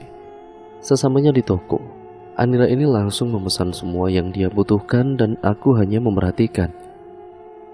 Dia sama sepertiku tidak mempunyai seorang ayah hingga ibu kami harus bekerja keras. Jujur saja aku kagum karena dia mau membantu ibunya berjualan. Sedangkan aku sering sekali mengeluh jika ibu menyuruhku membantunya. Jen, kamu ada uang 40.000 enggak? Ternyata uang aku kurang. Oh, ada. Tapi uangku 100 ribuan, Rak. Ini kamu pakai dulu aja, nanti ya gampang lah. Gede banget uang kamu. Nanti aku coba tanya kembaliannya deh, katanya seraya meninggalkanku. Udah nih Jen, tapi kembalian kamu nyatu sama uang aku aja yang sisaan tadi recehan. Oh ya udah, nggak apa-apa Rak, kamu pegang aja, aku ikhlas kok, santai aja. Nggak bisa Jen, ini kan uang kamu. Gini aja, aku jajanin dulu uangku, nanti kembalian 60.000 aku kasih ke kamu ya. Sama hutang 40.000ku nanti aku kembalikan. Udah sih Rak, ribet tahu. Kamu itu ambil aja nggak apa-apa. Jangan gitu Jen, perihal uang tuh dibawa ke akhirat tahu. Gini aja deh, ibu kamu kan jual kue, aku beli aja deh kuenya yang seharga 40.000 itu. Ya nggak apa-apa lah, lebih juga nggak apa-apa kok. Gimana ya? Ya udah deh kalau gitu, nanti kalau udah jadi ya aku antar ke rumah kamu ya. Oh iya, waktu SMP aku juga nggak pernah main ke rumah kamu ya Jen. Aku nggak tahu rumah kamu. Oh iya. Ya udah nih, alamat rumahku kamu catat ya. Oke, nanti sore aku bawain kue ke rumah kamu Jen.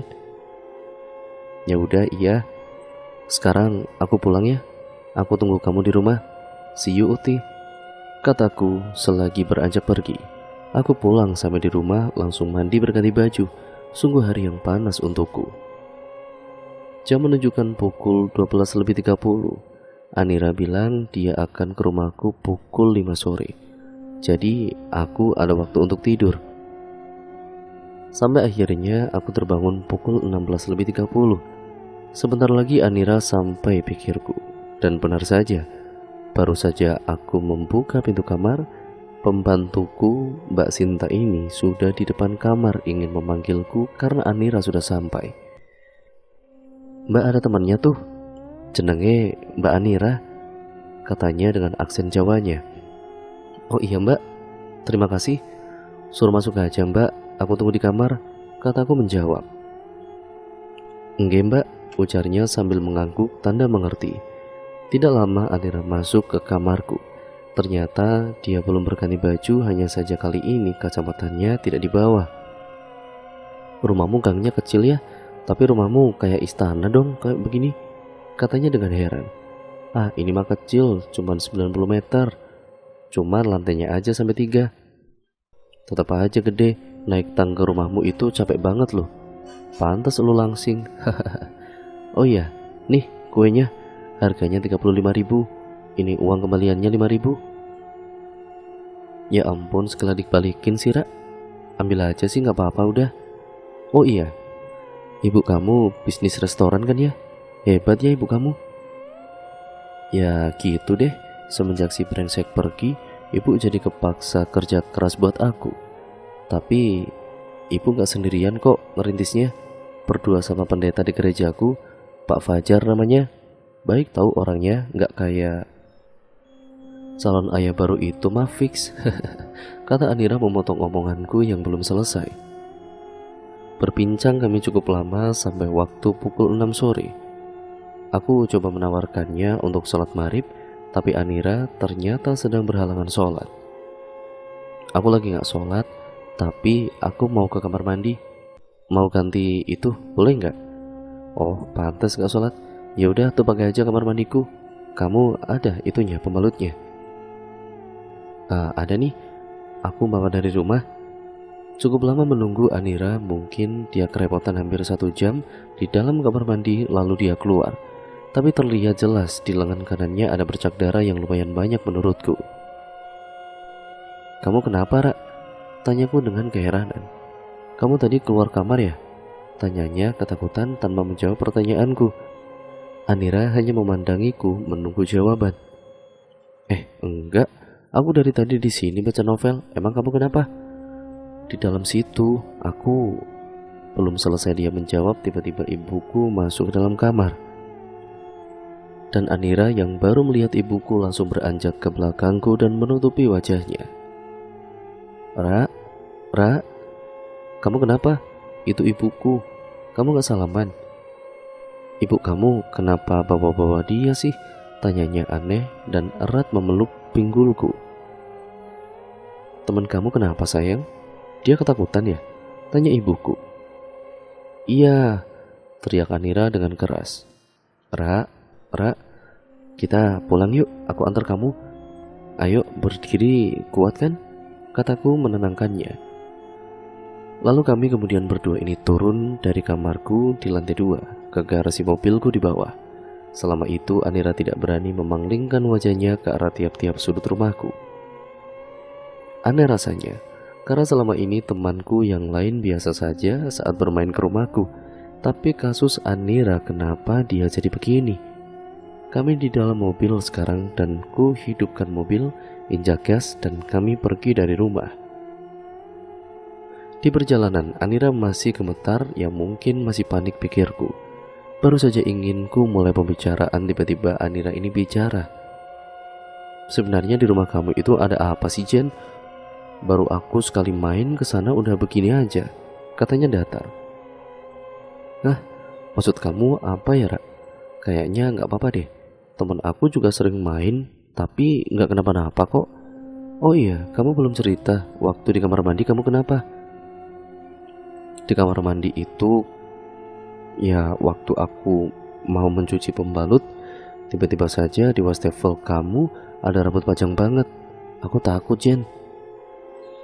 Terus di bed up kamu itu tiba-tiba ada laki-laki yang badannya gede banget, lagi mandangin aku. Aku ya teriak sekuat tenaga, tapi kamu gak dengar. Aku coba buka pintu, tapi aku takut sama rambut yang makin panjang itu yang berada di wastafel yang di sebelah pintu kamar mandi.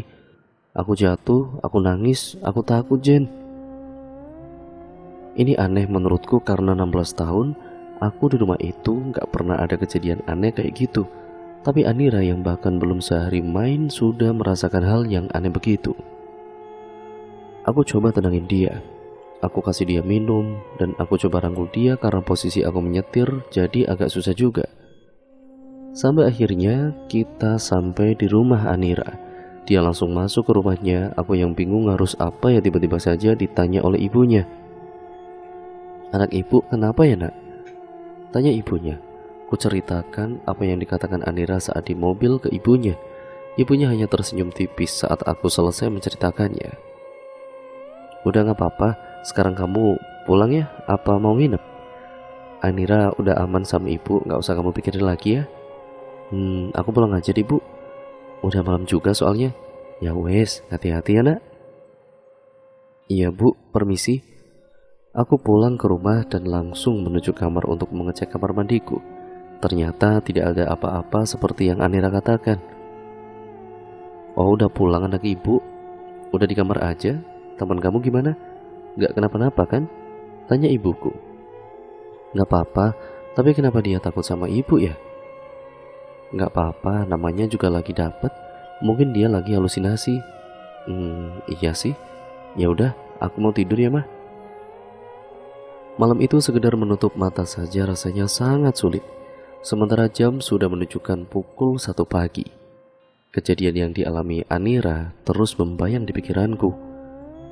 Penasaran aku mencoba melihat isi kamar mandiku dan tidak pernah ada hal yang aneh-aneh. "Sayang, kamu tidak bisa tidur ya?" Itu suara ibuku dari luar kamar menanyakanku. Karena aku yang memang tidak ingin menjawab, jadi aku hiraukan saja perkataan ibu.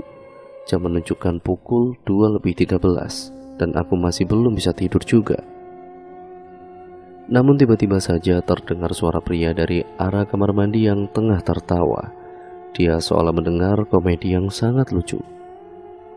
Aku mencoba memberanikan diri dan membuka kamar mandiku dan benar saja, terjawab sudah pertanyaanku. Pria itu berbadan besar dengan rambut yang panjang sekali dan mata yang berwarna hijau, tangannya sangat panjang sampai menyentuh lantai kamar mandi. Aku jelas saja takut dan langsung berlari keluar kamar, dan saat aku membuka pintu tiba-tiba ibu ada di depan kamar yang langsung memelukku dan berkata, "Semua baik-baik saja? Kamu tidur sama ibu ya sayang?" "Udah, itu biarin aja," kata ibuku menenangkan. Selama 2 minggu aku selalu tidur bersama ibuku. Hingga pada hari ke-15 kuberanikan diri lagi untuk tidur di kamarku. Di hari ke-15 juga Anira meneleponku. "Halo Jen," katanya membuka obrolan. "Iya, halo juga Ra. Tumben kamu telepon, ada apa?" "Jen, aku mau ngomong sama kamu, tapi please dengerin dan jangan marah sama aku," katanya tegas. "Ngomong apa ya, Ra? Kalau soal kamar mandiku, 2 minggu yang lalu aku juga melihat yang kayak kamu lihat, Ra." "Ah, itu udah lupain aja. Ada yang lebih gawat, Jen, soal ibu kamu." "Ibu aku? Kenapa, Ra, emangnya?" Heran tentu saja karena ini soal ibuku. "Jen, denger ya, 10 hari lagi kamu kan ulta kan? Dari sekarang cepat pergi dari rumah itu, Jen. Kamu gak aman, di sana ibu kamu bahaya," katanya sedikit berteriak. "Maaf ya, Ra, bahagia gimana? Ibu aku orangnya baik kok. Gak mungkin dia macam-macam sama aku. Itu yang kamu lihat, Jen, ibu kamu bahaya." "Ah, apa-apaan sih kamu? Udah ya, Ra, cukup. Aku gak mau denger lagi kamu ngomongin tentang ibu aku. Cukup, Ra, cukup, udah," teriakku sembari mematikan handphone. "Apa-apaan sih? Dia ngomongin orang seenaknya aja. Mana yang diomongin ibu lagi? Udah gila tuh orang," gumamku dalam hati. "Udah sayang, biarin aja teman kamu. Mungkin dia lagi stres," ujar ibu yang tiba-tiba saja ada di belakangku. Karena memang posisiku yang membelakangi pintu kamar dan mungkin dia mendengar obrolanku dengan Anira. "Ya tuh biarin aja, stres kali dia. Loh, ibu gak kerja?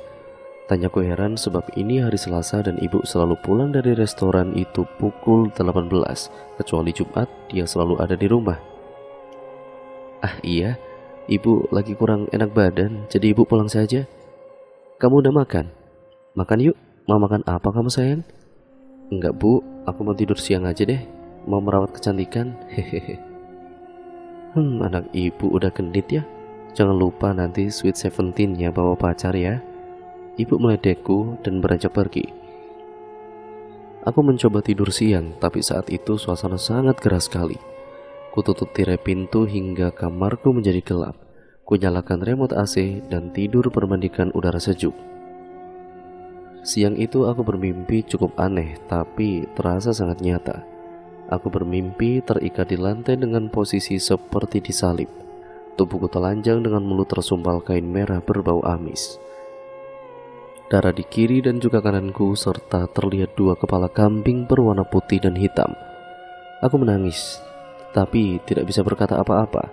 Sangat berat rasanya mengeluarkan suara saat itu. Tidak lama terlihat ibu dan juga Pak Fajar pendetaku.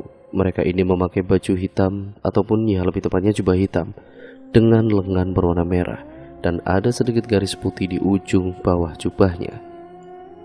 Ibu terlihat membawa nampan, tapi aku tidak tahu apa isinya karena posisi mereka yang berdiri dan aku terikat di bawah lantai. Pak Fajar membawa pisau panjang yang sudah berlumuran darah. Tiba-tiba saat aku ingin berteriak, Pak Fajar ini langsung menusukkan pisau itu ke perutku dan kemudian mengoyaknya. Aku melihat ibu dan dia hanya diam saja dengan wajah yang datar. Aku berteriak kesakitan, tapi tetap saja suaraku tidak kunjung keluar. Setelah Pak Fajar selesai dengan perutku, ibu menuangkan cairan berwarna merah itu ke seluruh tubuhku. Ternyata itu adalah darah.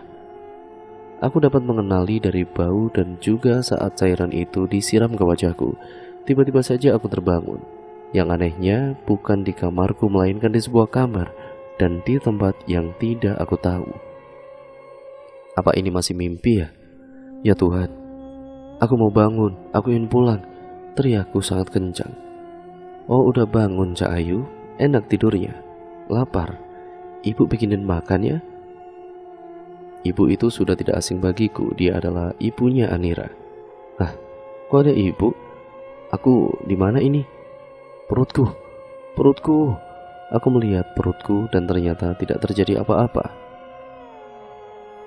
Loh, kan kamu sendiri yang kesini, kenapa bingung nak? Tanyanya santai sekali. Jujur saja ibu Anira ini orangnya sangat tenang menurutku, ramah dan juga baik. Melihatnya saja bisa membuatku tenang. Hah? Aku kesini? Iya itu mobil kamu di depan. Lagian, emang kamu gak dicariin? Udah 6 hari loh kamu di sini. 6 hari? Aku 6 hari di sini. Segera ku cek HP-ku dan melihat tanggal, ternyata sekarang tanggal 13 bulan Desember. Itu artinya sweet 17-ku tinggal 4 hari lagi. Iya 6 hari. Ibu senang kamu betah di sini.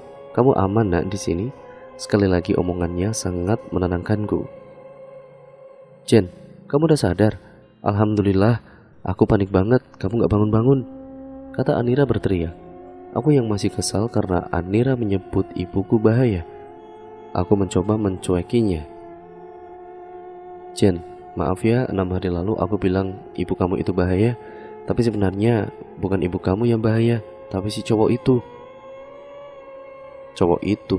Cowok siapa? Yang di kamar mandi? Udah Lara, udah lama juga lagian. Belum selesai aku bicara, ibu Anira memotong omonganku. Bukan, tapi pendeta kamu itu si Fajar, si sialan itu. Dia mau menumbalkan kamu demi bisnis ibu kamu dan agar bisa menikahi ibu kamu. Dia itu orang jahat, niatnya sudah sangat jahat. Bermain-main dengan makhluk halus, memangnya dia bisa menyelesaikan permainan dengan mereka? Maksudnya gimana ya bu? Si Fajar dia memang membantu ibu kamu membuka restoran, tapi caranya yang salah. Dia bersekutu dengan setan demi memudahkan urusannya, tapi dengan hal yang salah. Dia menjual kamu ke setan-setan sialan itu saat kamu berumur 17 tahun nanti. Itu sebabnya kamu selalu mendapat apa yang kamu inginkan, dan bahayanya ibu kamu juga bermain-main dengan mereka. Tapi yang ibu lihat sejauh ini, ibu kamu belum tahu kalau pengorbanan ini harus menggunakan nyawa kamu. Penjelasannya membuatku tenang dan seperti terhipnotis. Aku justru langsung paham dengan apa yang dia maksud. Jadi, aku harus bagaimana? Tanyaku penasaran. Kamu cukup di sini saja sampai ulta kamu lewat 3 hari.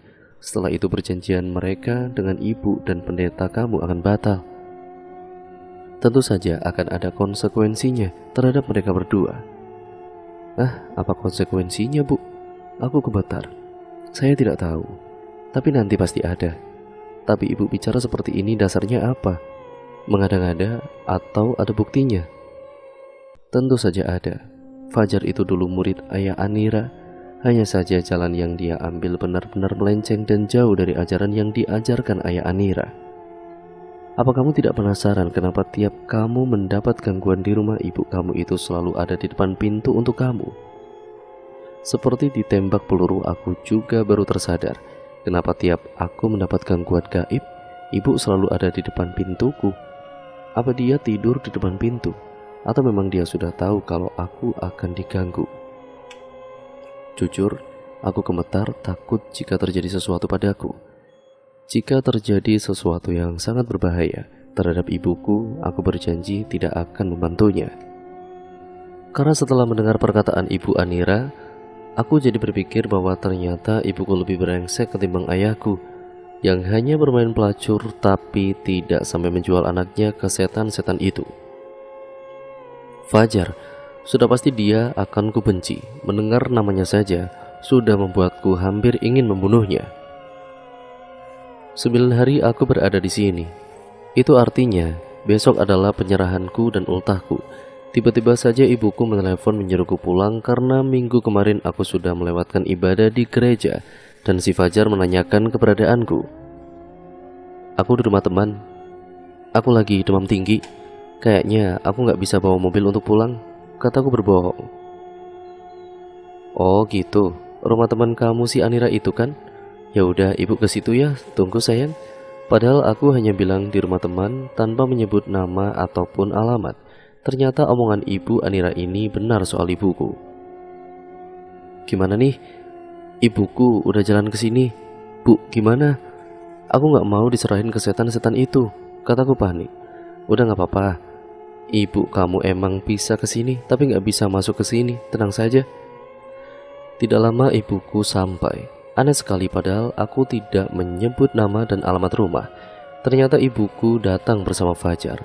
Mereka di luar rumah tidak bergerak menuju masuk ke dalam rumah ini. Ibu Anira bilang kalau jika mereka berani bergerak selangkah saja, maka mereka berdua akan mati. Tentu saja aku bingung harus apa. Di sisi lain aku tidak mau ikut dengan mereka, tapi di lubuk hatiku aku juga tidak mau kalau ibu kenapa-napa. Meskipun aku berjanji tidak akan membantu ibuku lagi. Jen, kalau kamu gak keluar, ibu masuk ke dalam loh, ujar ibuku dengan suara lantang. Aduh, gimana nih bu? Aku bingung, kataku sambil menangis. Ra, kamu ikut sama teman kamu, nanti ibu nyusul. Kalian gandengan terus ya, jangan sampai kelepas, katanya memberi perintah dan menyuruh kami keluar. Nah gitu dong keluar. Kamu masih demam Jen? Kata Fajar yang ku hiraukan. Udah pak, biarin dulu dia lagi demam loh. Kamu mau ikut? Tanya ibuku ke Anira. Iya, jawab Anira cuek. Kami berempat pun masuk ke mobil. Selama perjalanan ibuku menanyakan mau hadiah apa untukku besok. Aku hanya menangis tidak menjawab pertanyaan ibuku. Senyum Fajar yang seram seolah sudah siap melakukan seperti yang dimimpiku waktu itu.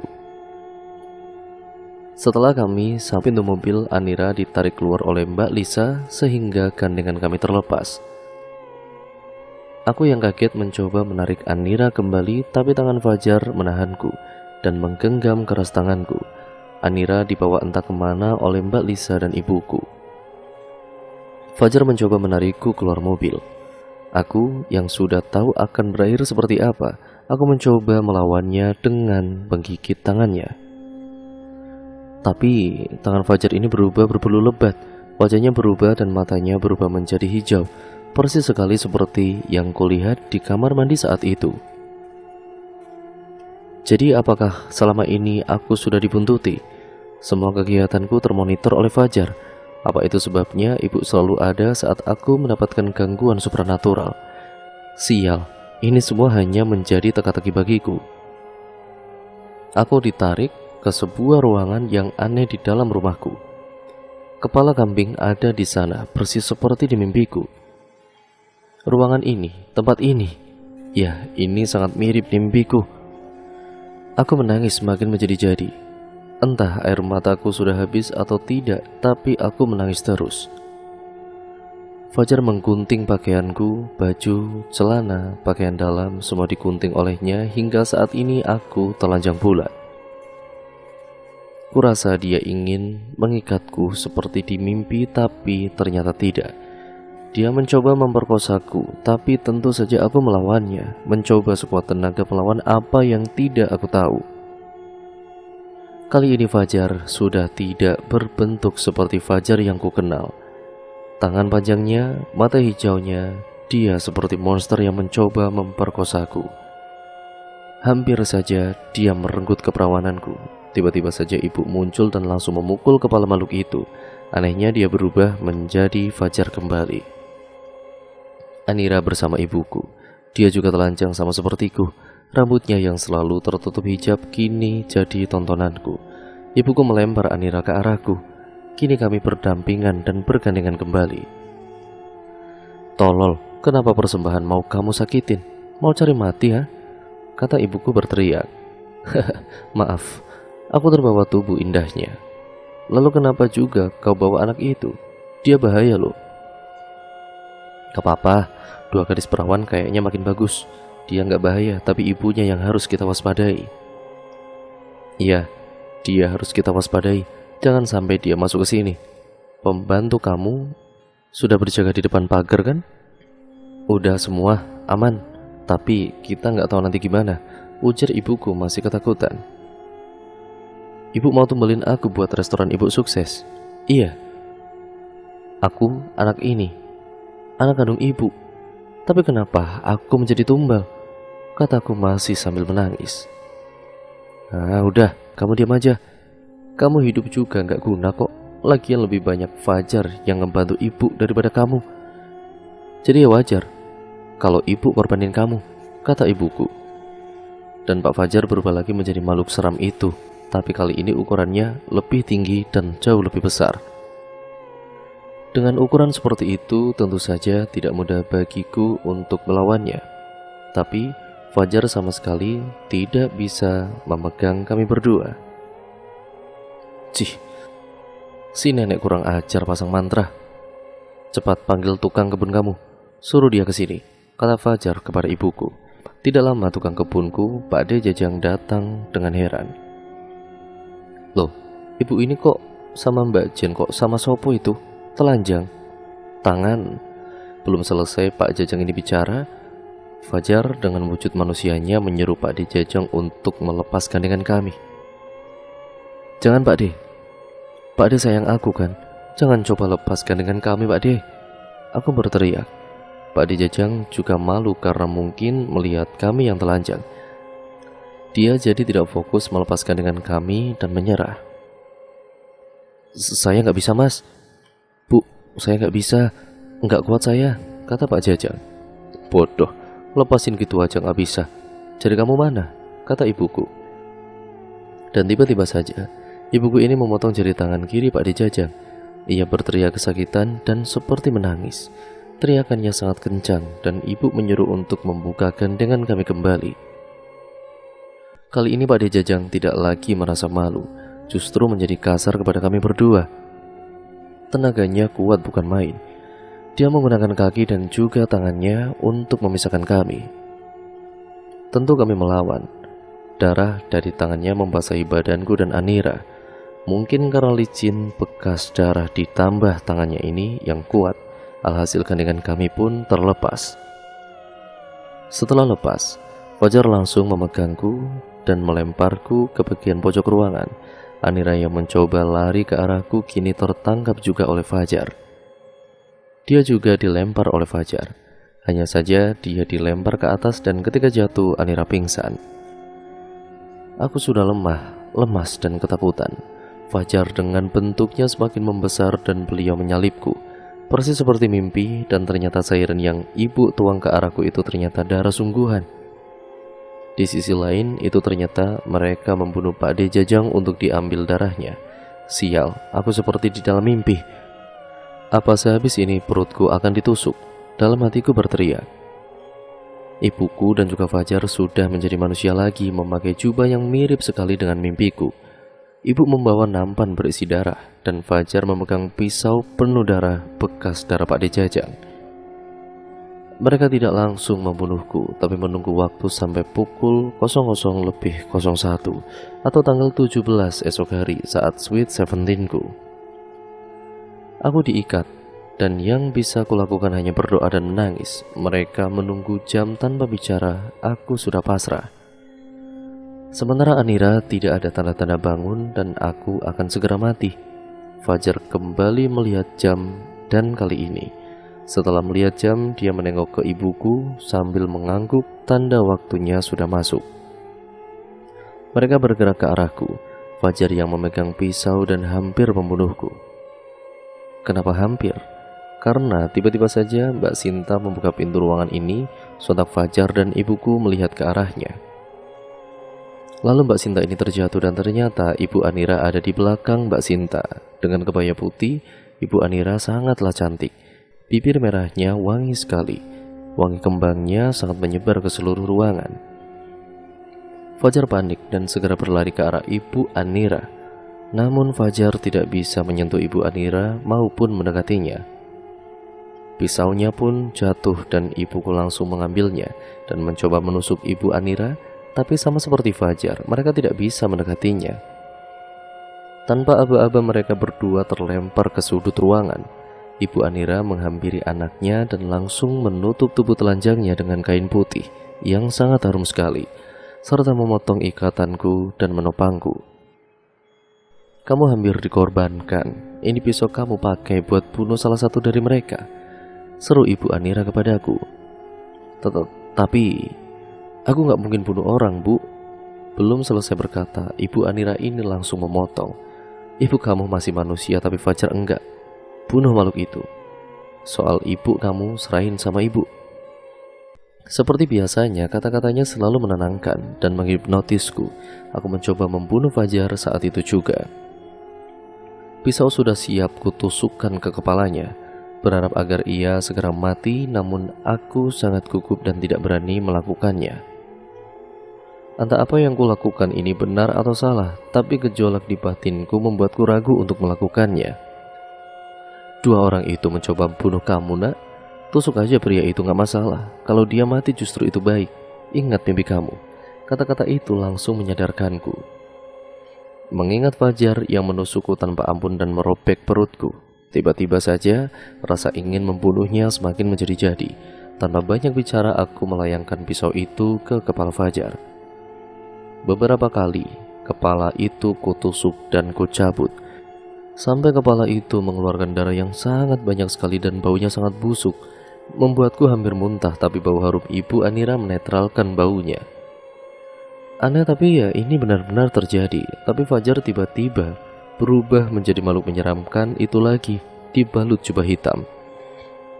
Ibu Anira yang melihat itu langsung mengangkat mayat Fajar keluar, dan tidak lama setelah itu aku melihat cahaya seperti api dari pintu ruangan yang terbuka. Lalu Ibu Anira masuk kembali membawakanku baju dan celana. Pakai dulu bajunya, suruhnya dengan singkat. Ibu turut berduka ya, katanya lagi. Ah, gimana maksudnya? Tanyaku bingung. Kamu kehilangan dua orang sekarang ini, ibu kamu dan anak saya Anira. Katanya tenang, padahal dia kehilangan anak sematawayangnya. Anira meninggal. Ku coba melihat Anira yang tertutup kain putih itu. Udah, jangan dibuka. Itu kain kafan biarin aja di situ. Itu urusan ibu. Aku hanya mengiyakan karena Anira sudah berkorban untukku, tapi meninggal dengan cara yang seperti itu. Nak, dengerin ibu. Setelah ini seluruh restoran ibu kamu akan bangkrut karena perjanjian dengan setan yang gagal. Mereka akan mengambil lagi apa yang telah mereka kasih. Kamu jangan khawatir, kamu bisa tinggal sama ibu. Masalah pemakaman ibu kamu nanti biar diurus seperti biasanya, biar nggak mencurigakan dan jadi bahan omongan orang. Kamu paham? Iya bu, saya paham, jawabku sambil mengangguk. Setelah itu ibuku dimakamkan seperti biasa, Pak Dijajang juga sama. Tidak lama setelah itu, seminggu kemudian, benar saja, usaha resto ibuku bangkrut karena terjadi kebakaran, ditipu investor, sepi pengunjung, dan lain-lain. Yang tersisa kini hanya aku, ibunya Anira, yang baru aku tahu namanya adalah Sri. Kami berdua hidup di rumahnya, dan kami bahagia sampai sekarang di usia 25 tahunku. Dan cerita pun akhirnya selesai sampai di sini ya teman-teman. Terima kasih untuk kalian semua yang sudah menyimak video kali ini. Untuk kalian yang memiliki pengalaman seperti cerita dari narasumber ini, kalian bisa kirimkan ke alamat email kami yang sudah tertera di kolom deskripsi video kali ini berjudul Sang Pencari Tumbal Rias Pengantin. Cerita kali ini ditulis oleh Mbak Nafila ya teman-teman, yang nantinya kalian juga bisa mengunjungi thread beliau secara langsung. Yuk, daripada kita lama-lama, daripada kita penasaran bagaimana ceritanya Sang Pencari Tumbal Rias Pengantin ini, mari kita langsung saja menuju ke ceritanya. Perhatikan baik-baik karena ceritanya akan segera saya mulai.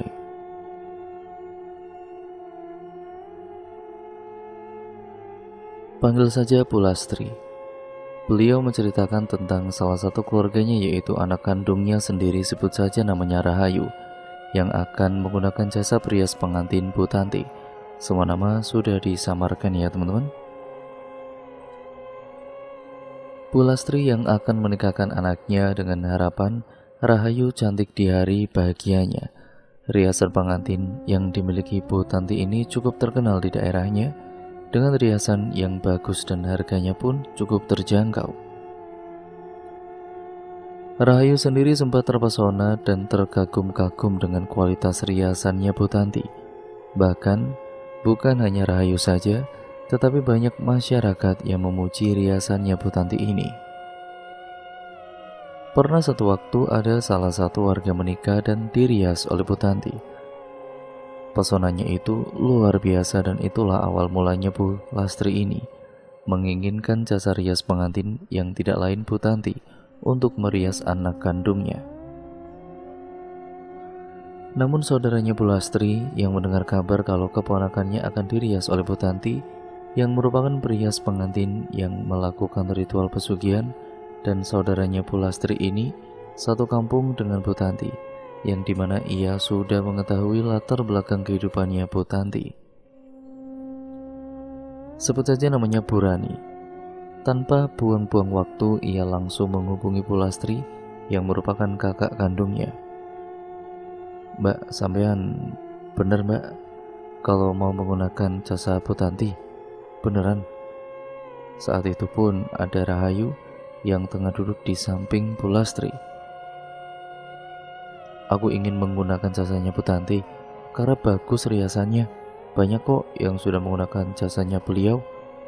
Mbak, kalau bisa, Mbak cari rias pengantin yang lain saja, jangan Bu Tanti. Kenapa saya datang jauh-jauh dari desa sebelah ke sini? Karena ada beberapa kejadian terkait dengan Bu Tanti saat beliau merias pengantin. Tolong dengarkan sebentar.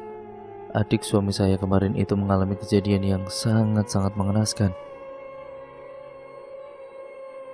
Adik suamiku meninggal setelah 1 minggu semenjak dirias oleh Bu Tanti. Jadi saya kesini tujuannya, ya bukan mau menakut-nakuti sampean mbak, tapi tolong kalau bisa mbak cari perias pengantin selain Bu Tanti saja. Tapi saat itu Rahayu dan juga Pulastri menolak, dan bahkan tidak menghiraukan apa yang disampaikan oleh saudarinya itu. Mereka tetap kekeh akan menggunakan jasa rias pengantin yang tidak lain adalah jasa rias pengantin Bu Tanti. Dengar ya mbak, saya mencoba untuk mengingatkan sekali lagi. Ini bukan hanya terkait dengan adik suami saya di kampung, tapi sudah ada beberapa orang yang sudah mengalami musibah akibat dirias oleh Bu Tanti ini.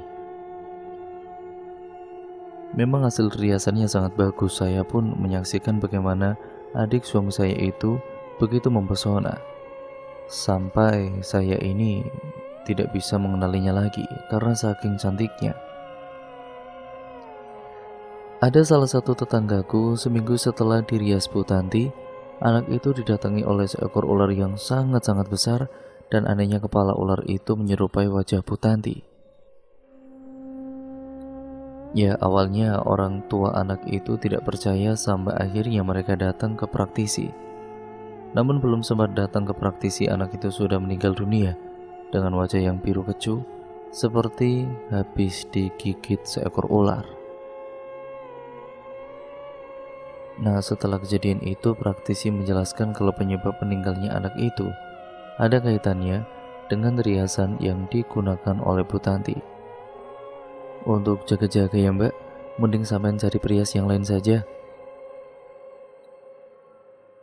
Bu Lastri dan juga Rahayu yang mendengar cerita itu sama sekali tidak merasa khawatir. Mereka tetap kekeh akan menggunakan jasanya Bu Tanti. Bu Rani pun ia merasa khawatir, namun ia hanya bisa pasrah. Tapi sebelum Bu Rani itu pamitan dengan kakak kandungnya, Bu Rani sempat bilang sama Rahayu, "Jika sesuatu terjadi sama kamu, tolong kabari Bule ya, karena kamu memang mengharapkan jasanya Bu Tanti itu. Nanti sebelum terjadi sesuatu sama kamu, tolong kamu beritahu apa yang kamu alami ketika selesai dirias. Tolong sampaikan ke Bule ya, jangan diam saja, karena Bule khawatir." Dan Rahayu pun mengatakan, "Bule mau ngomong ini itu dan sebagainya, pokoknya aku ndak mau tahu. Kalau ndak dirias Bu Tanti, aku nggak mau, titik. Bule ngomong ini itu terus dan sebagainya itu urusan belakang. Toh aku juga belum dirias, aku tetap ingin dirias sama Bu Tanti." Dan apa yang dikatakan Rahayu itu didukung oleh Bu Lastri, termasuk keluarganya mereka. Dan usahanya Bu Rani yang menjelaskan itu semuanya terbuang sia-sia. Selang beberapa minggu, sehari sebelum acara resepsi pernikahannya Rahayu digelar, Bu Rani dan juga suaminya itu datang ke rumah Bu Lastri. Esok harinya ketika Bu Tanti, Bu Rani pun sempat mengobrol dengannya. Bu Tanti meminta agar salah satu kamar itu dikosongkan untuk merias Rahayu. Permintaan dari Bu Tanti, dan bukan itu saja yang dikatakan oleh Bu Tanti tentunya, tetapi beliau juga meminta nama-nama anggota keluarga yang sudah meninggal, yaitu ibu kandungnya Bu Lastri, bapak kandungnya, termasuk beberapa anggota keluarga yang sudah meninggal. Yang intinya, kata Bu Tanti, agar para leluhur itu ikut mendoakan dan merestui acara resepsi pernikahannya Rahayu. Permintaan itu sangat dipertanyakan oleh Bu Rani. Aneh, sejak kapan ada perias pengantin meminta nama-nama orang yang sudah meninggal? Setelah semua permintaan Bu Tanti itu sudah siap semua, pukul 6 pagi Bu Tanti langsung memulai merias Rahayu. Bu Tanti bersama asistennya langsung menuju ke kamar yang sudah dikosongkan. Sebelum Bu Tanti merias Rahayu, dia sempat membakar beberapa kemenyan dan membaca doa dengan bahasa Arab kecampuran bahasa Jawa dan sebagainya, seperti mendoakan para leluhur. Kegiatan itu pun disaksikan banyak orang, termasuk Bu Lastri, Bu Rani, dan Rahayu. Apa yang akan dilakukan Bu Tanti itu bagi Rahayu hal yang wajar, karena sebelum melakukan persiapan ataupun perhiasan, ia sebaiknya berdoa dahulu. Ya, tujuannya agar para leluhur merestui acara pernikahan resepsi itu. Rahayu sama sekali tidak merasa janggal, tapi berbeda dengan Bu Rani, karena di saat Bu Tanti sedang baca-baca doa, Bu Rani dengan suaminya sempat merasakan ada aura yang sangat aneh di kamar itu. Suaminya Bu Rani, yaitu Pak Agus itu sempat merasakan kalau Bu Tanti itu seperti mengajak perewangan. Jadi di kamar itu seperti muncul sekelebatan bayangan hitam yang masuk ke tubuh Bu Tanti dan ada beberapa sosok perewangan yang berwajah sangat cantik. Sosok itu pun dilihat oleh anaknya Purani yang usianya baru 4 tahun. Saat itu Purani yang sadar anaknya itu melihat sesuatu yang gaib, anak itu segera digendong. "Ada orang cantik sekali itu, Bu." Ucapan itu pun didengar oleh orang-orang yang ada di depan pintu di mana Bu Tanti sedang baca mantra. Mungkin sekitar 15 menit Bu Tanti selesai melakukan baca doa, dia keluar dan memanggil asistennya. Tapi sebelum merias wajahnya Rahayu. Wajahnya Rahayu itu seperti dibacain mantra terlebih dahulu. Beberapa kali wajahnya Rahayu disebul dengan asap kemenyan. Setelah itu baru dirias. Tidak butuh waktu yang lama. Hanya setengah jam riasan itu sudah jadi. Hasil riasan ini memang luar biasa. Semuanya terkagum-kagum, bahkan orang tuanya Rahayu sendiri pun sampai pangling sekali. Semua orang yang berada di situ tidak henti-hentinya memuji hasil riasannya Bu Tanti. Namun berbeda dengan anaknya Purani. Anak itu terus menuju ke Rahayu dengan wajah yang ketakutan, bahkan tiba-tiba menangis sangat kencang. Rahayu pun keluar dari kamar dan dituntun menuju tempat akad.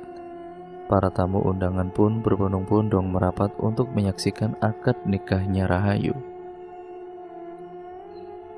Sementara Purani, ia masih berusaha menenangkan anaknya yang nangisnya semakin kencang.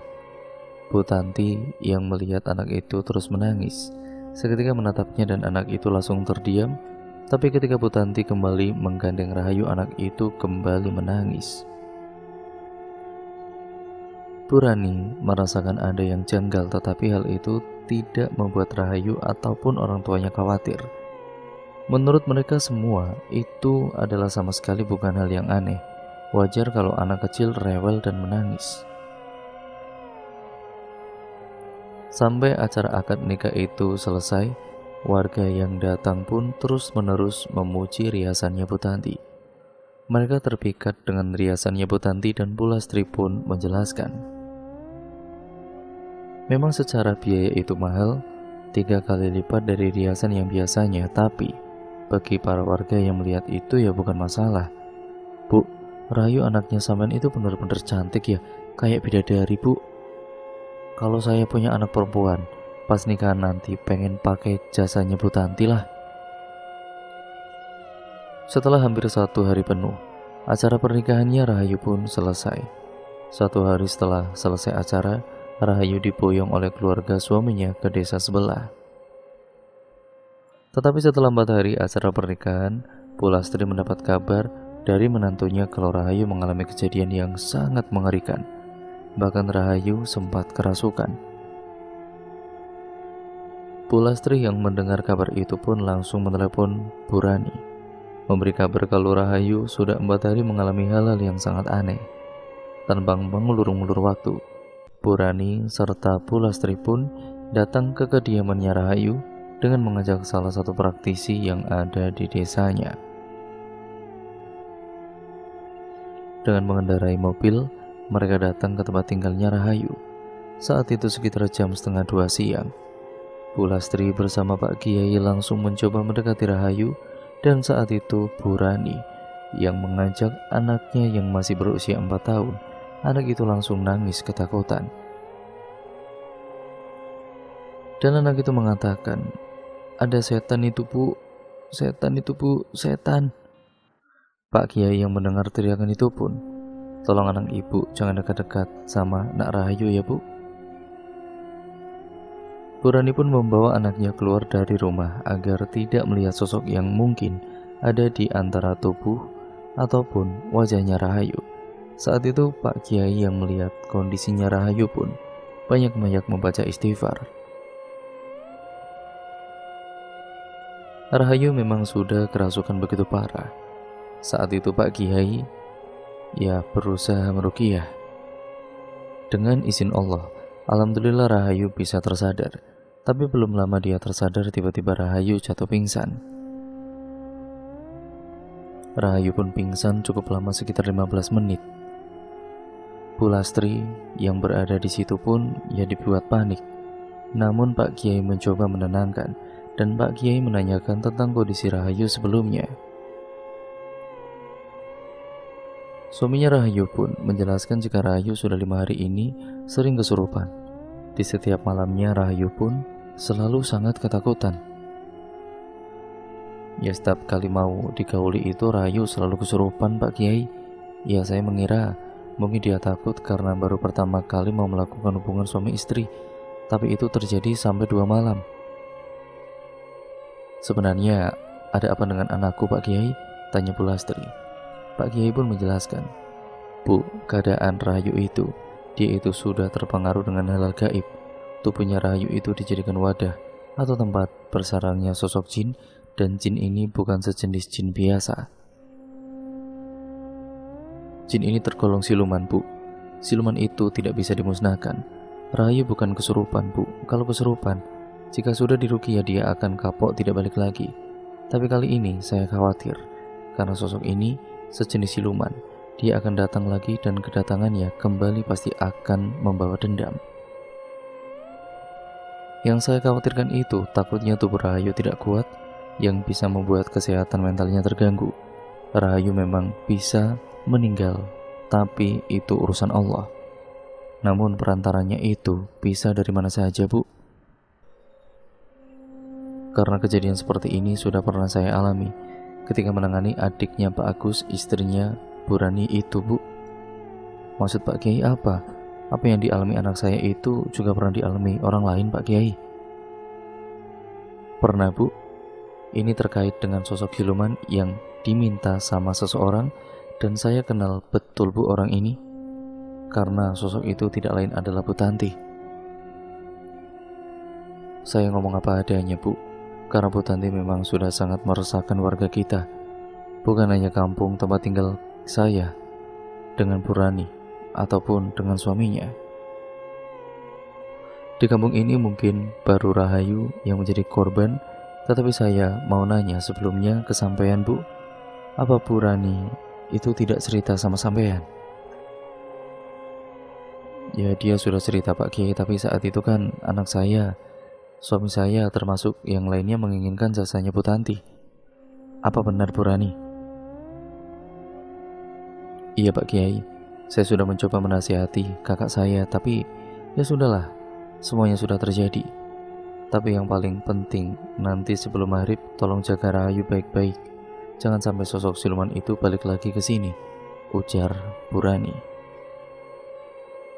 Pak Kiai, tolong anak saya, Pak. Pak Kiai pun saat itu meminta sama Bu Lastri kalau dia diizinkan, dia akan nunggu sampai maghrib, karena mungkin sore itu sosok siluman itu mudah untuk pergi. Bu Lastri pun kemudian mengizinkan Pak Kiai untuk menunggu sampai malam hari tiba. Singkat ceritanya, maghrib pun tiba. Saat azan terdengar, Rahayu tiba-tiba kerasukan kembali. Mungkin sosok yang pergi sesaat dia balik lagi ketika azan terdengar, dan secara tiba-tiba Rahayu yang tadinya tertidur langsung bangun dan mencoba untuk menyerang Pak Kiai. Saat itu Pak Kiai ada di ruang tengah sedang mengobrol dan menunggu bagaimana perkembangan Rahayu. Tapi di saat maghrib tiba, semua orang yang berada di rumah itu dibuat panik atas tingkahnya Rahayu. Bu Rani dan juga suaminya pun langsung menuju ke arah kamar di mana teriakan suaminya Rahayu terdengar. Saat itu Rahayu berusaha berontak keluar kamar untuk menghampiri Pak Kiai yang sedang duduk di ruang tamu. Pak Kiai pun langsung berdiri ketika melihat sosok yang merasuki tubuh Rahayu. Keduanya sempat ada komunikasi. Kamu keluar sekarang juga. Ini azan maghrib, silakan keluar. Kamu udah ikut campur urusanku. Mau apa kamu? Kalau aku sudah ikut campur, kenapa? Azan yang berkumandang sangat jelas membuat Pak Kiai terdiam sembari menunggu azan selesai. Pak Kiai pun sempat membaca ayat-ayat ruqyah yang membuat sosok itu kelabakan sampai jatuh. Dan tubuh Rahayu pun kemudian jatuh pingsan. saat Rahayu jatuh pingsan. Tolong diangkat ke tempat tidurnya. Dan setelah ini, kalian semua sholat maghrib dan siapa yang mau menjaga Rahayu? Saya Pak Kiai, ujar suaminya Rahayu. Pak Kiai pun menganggukkan kepalanya. Setelah Pak Kiai melakukan sholat maghrib, saat akan berzikir, Pak Kiai mendengar suaminya Rahayu berteriak-teriak. Pak Kiai, tolong Pak, Rahayu berontak Pak. Saat mendengar teriakan tersebut, pula istri yang hendak berzikir pun terlonjak kaget. Mereka pun kemudian bergegas keluar dan langsung menuju ke arah kamarnya Rahayu. Dan saat itu suaminya berusaha memeluk tubuh Rahayu, tapi yang terjadi, tubuh suaminya itu direntakkan sampai dia terjengkang jatuh terkapar di lantai. Dengan sakit yang dirasa, dia berusaha memegangi Rahayu, tapi sosok yang merasuki Rahayu tiba-tiba berkata, "Hahaha, jangan harap anak ini bisa kembali." Pak Kiai pun kemudian berusaha memegangi kepala Rahayu sembari berkomunikasi dengan siluman itu. "Keluar kamu. Mau apa kamu Kiai? Kamu sudah ikut campur. Aku bawa semua prajuritku ke sini." Ucapan siluman itu sempat didengar oleh anggota keluarganya Rahayu yang membuat mereka ketakutan karena sosok itu datang dengan prajuritnya, dan memang hawa di rumah itu berubah menjadi dingin dan menjadi sangat mencekam. Banyak suara-suara yang muncul seperti suara geraman hewan buas. Pak Agus itu sempat bilang sama Pak Kiai, "Tolong Pak Kiai, ini bagaimana Pak?" Pak Kiai dengan tenang menjelaskan, "Kalian baca zikir, baca tasbih dan sholawat. Semoga dengan tasbih dan sholawat itu bisa melindungi kalian semua." Sementara Pak Kiai akan berusaha untuk mengalahkan sosok yang merasuki tubuh Rahayu.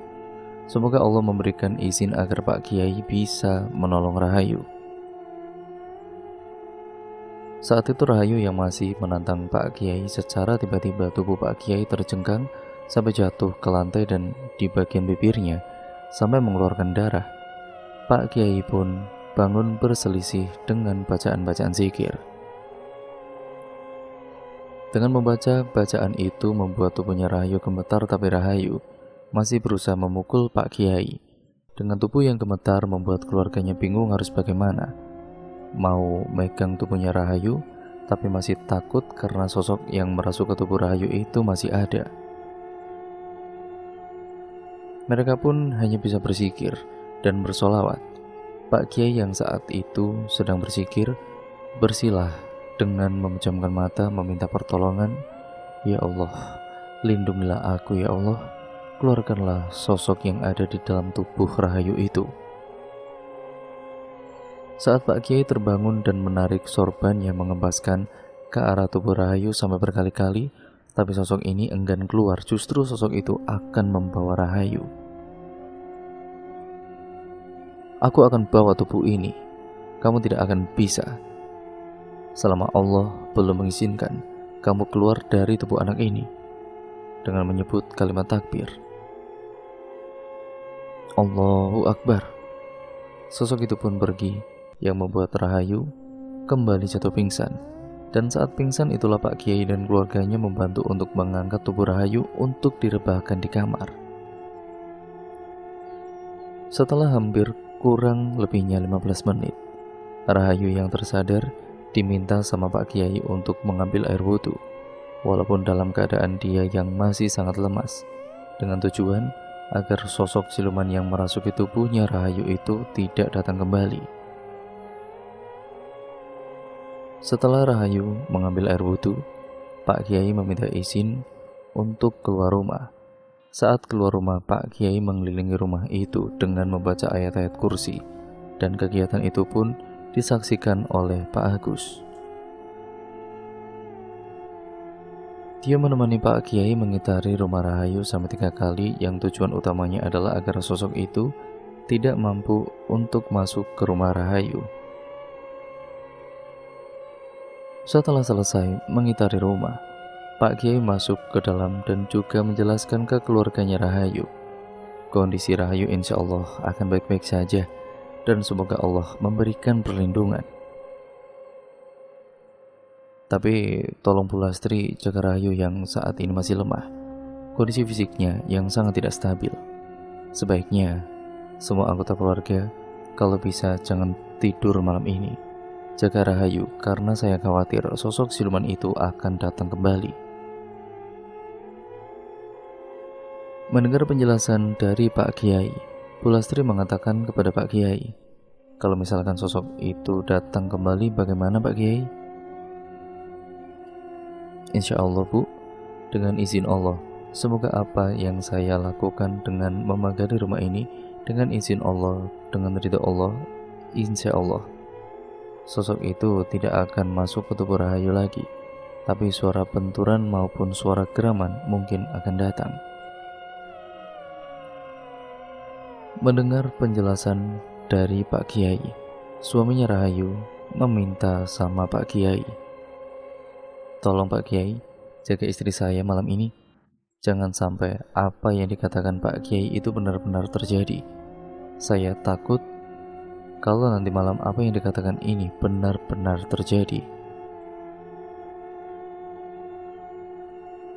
Dengan izin kalian, saya akan menjaga Rahayu.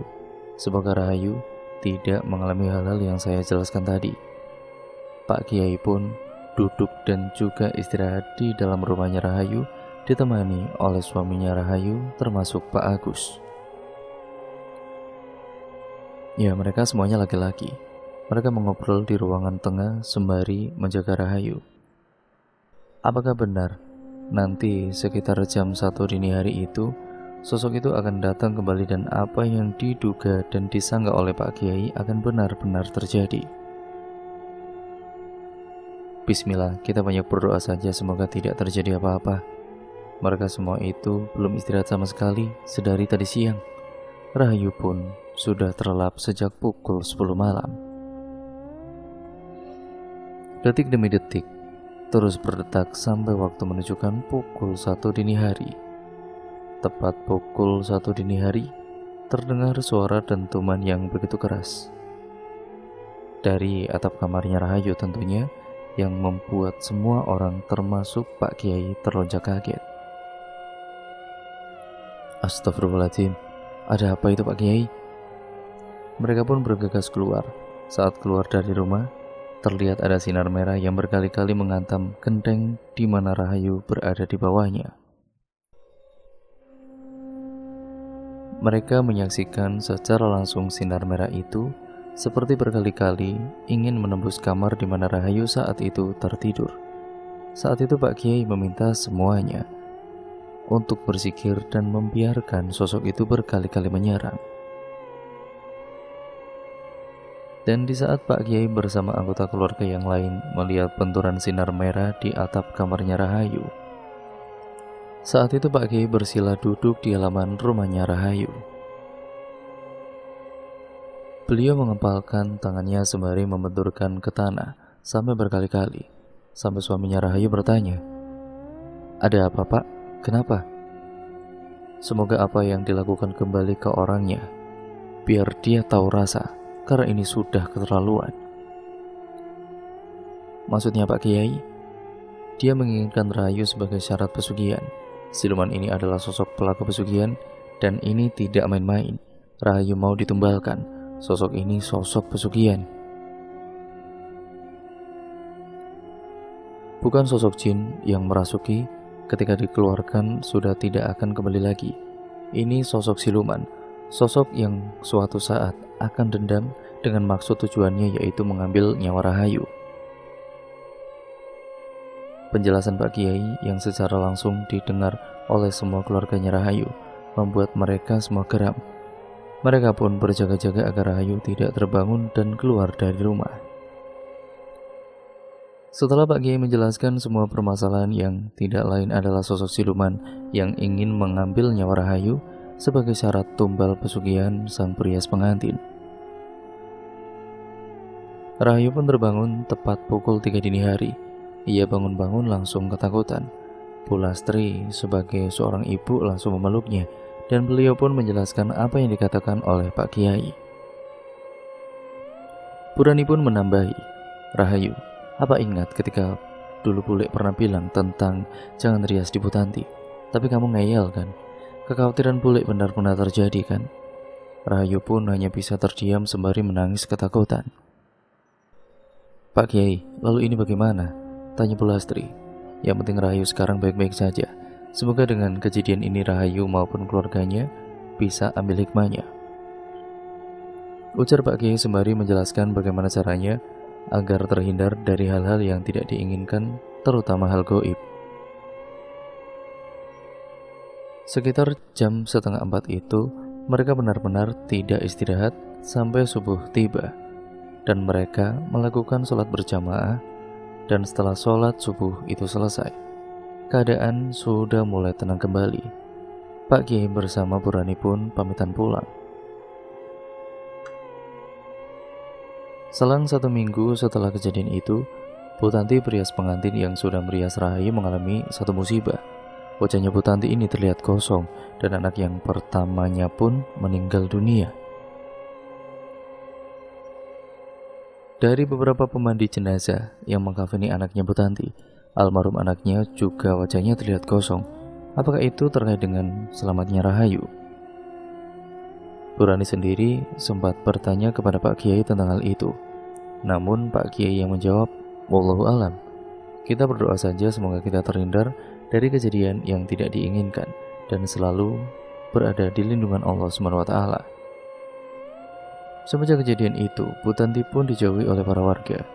Para warga, bahkan di desa-desa sebelah, sudah tahu tentang kebusukannya Bu Tanti yang menggunakan pesugihan rias pengantin. Hidupnya Bu Tanti kini memprihatinkan. Sudah dikucilkan oleh warga, rumah yang kini dimilikinya pun kebakaran, sementara suaminya juga meninggal dunia.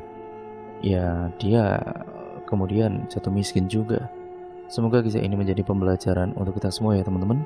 Semoga kita selalu ingat dan juga berada di dalam lindungan Allah SWT. Dan cerita pun akhirnya selesai sampai sini ya teman-teman. Terima kasih untuk kalian semua yang sudah menyimak video kali ini dan cerita kali ini. Jangan lupa untuk kalian like, comment, dan share video ini sebanyak-banyaknya. Jangan lupa untuk kalian subscribe juga channel ini untuk kalian yang belum, nyalakan tombol lonceng notifikasinya agar kalian tidak ketinggalan video terbaru selanjutnya dari channel ini. Bagaimana menurut kalian cerita kali ini? Kalian komen di bawah.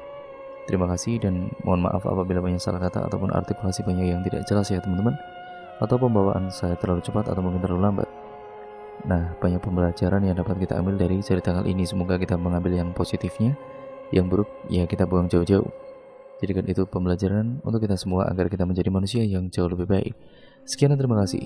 Wassalamualaikum warahmatullahi wabarakatuh.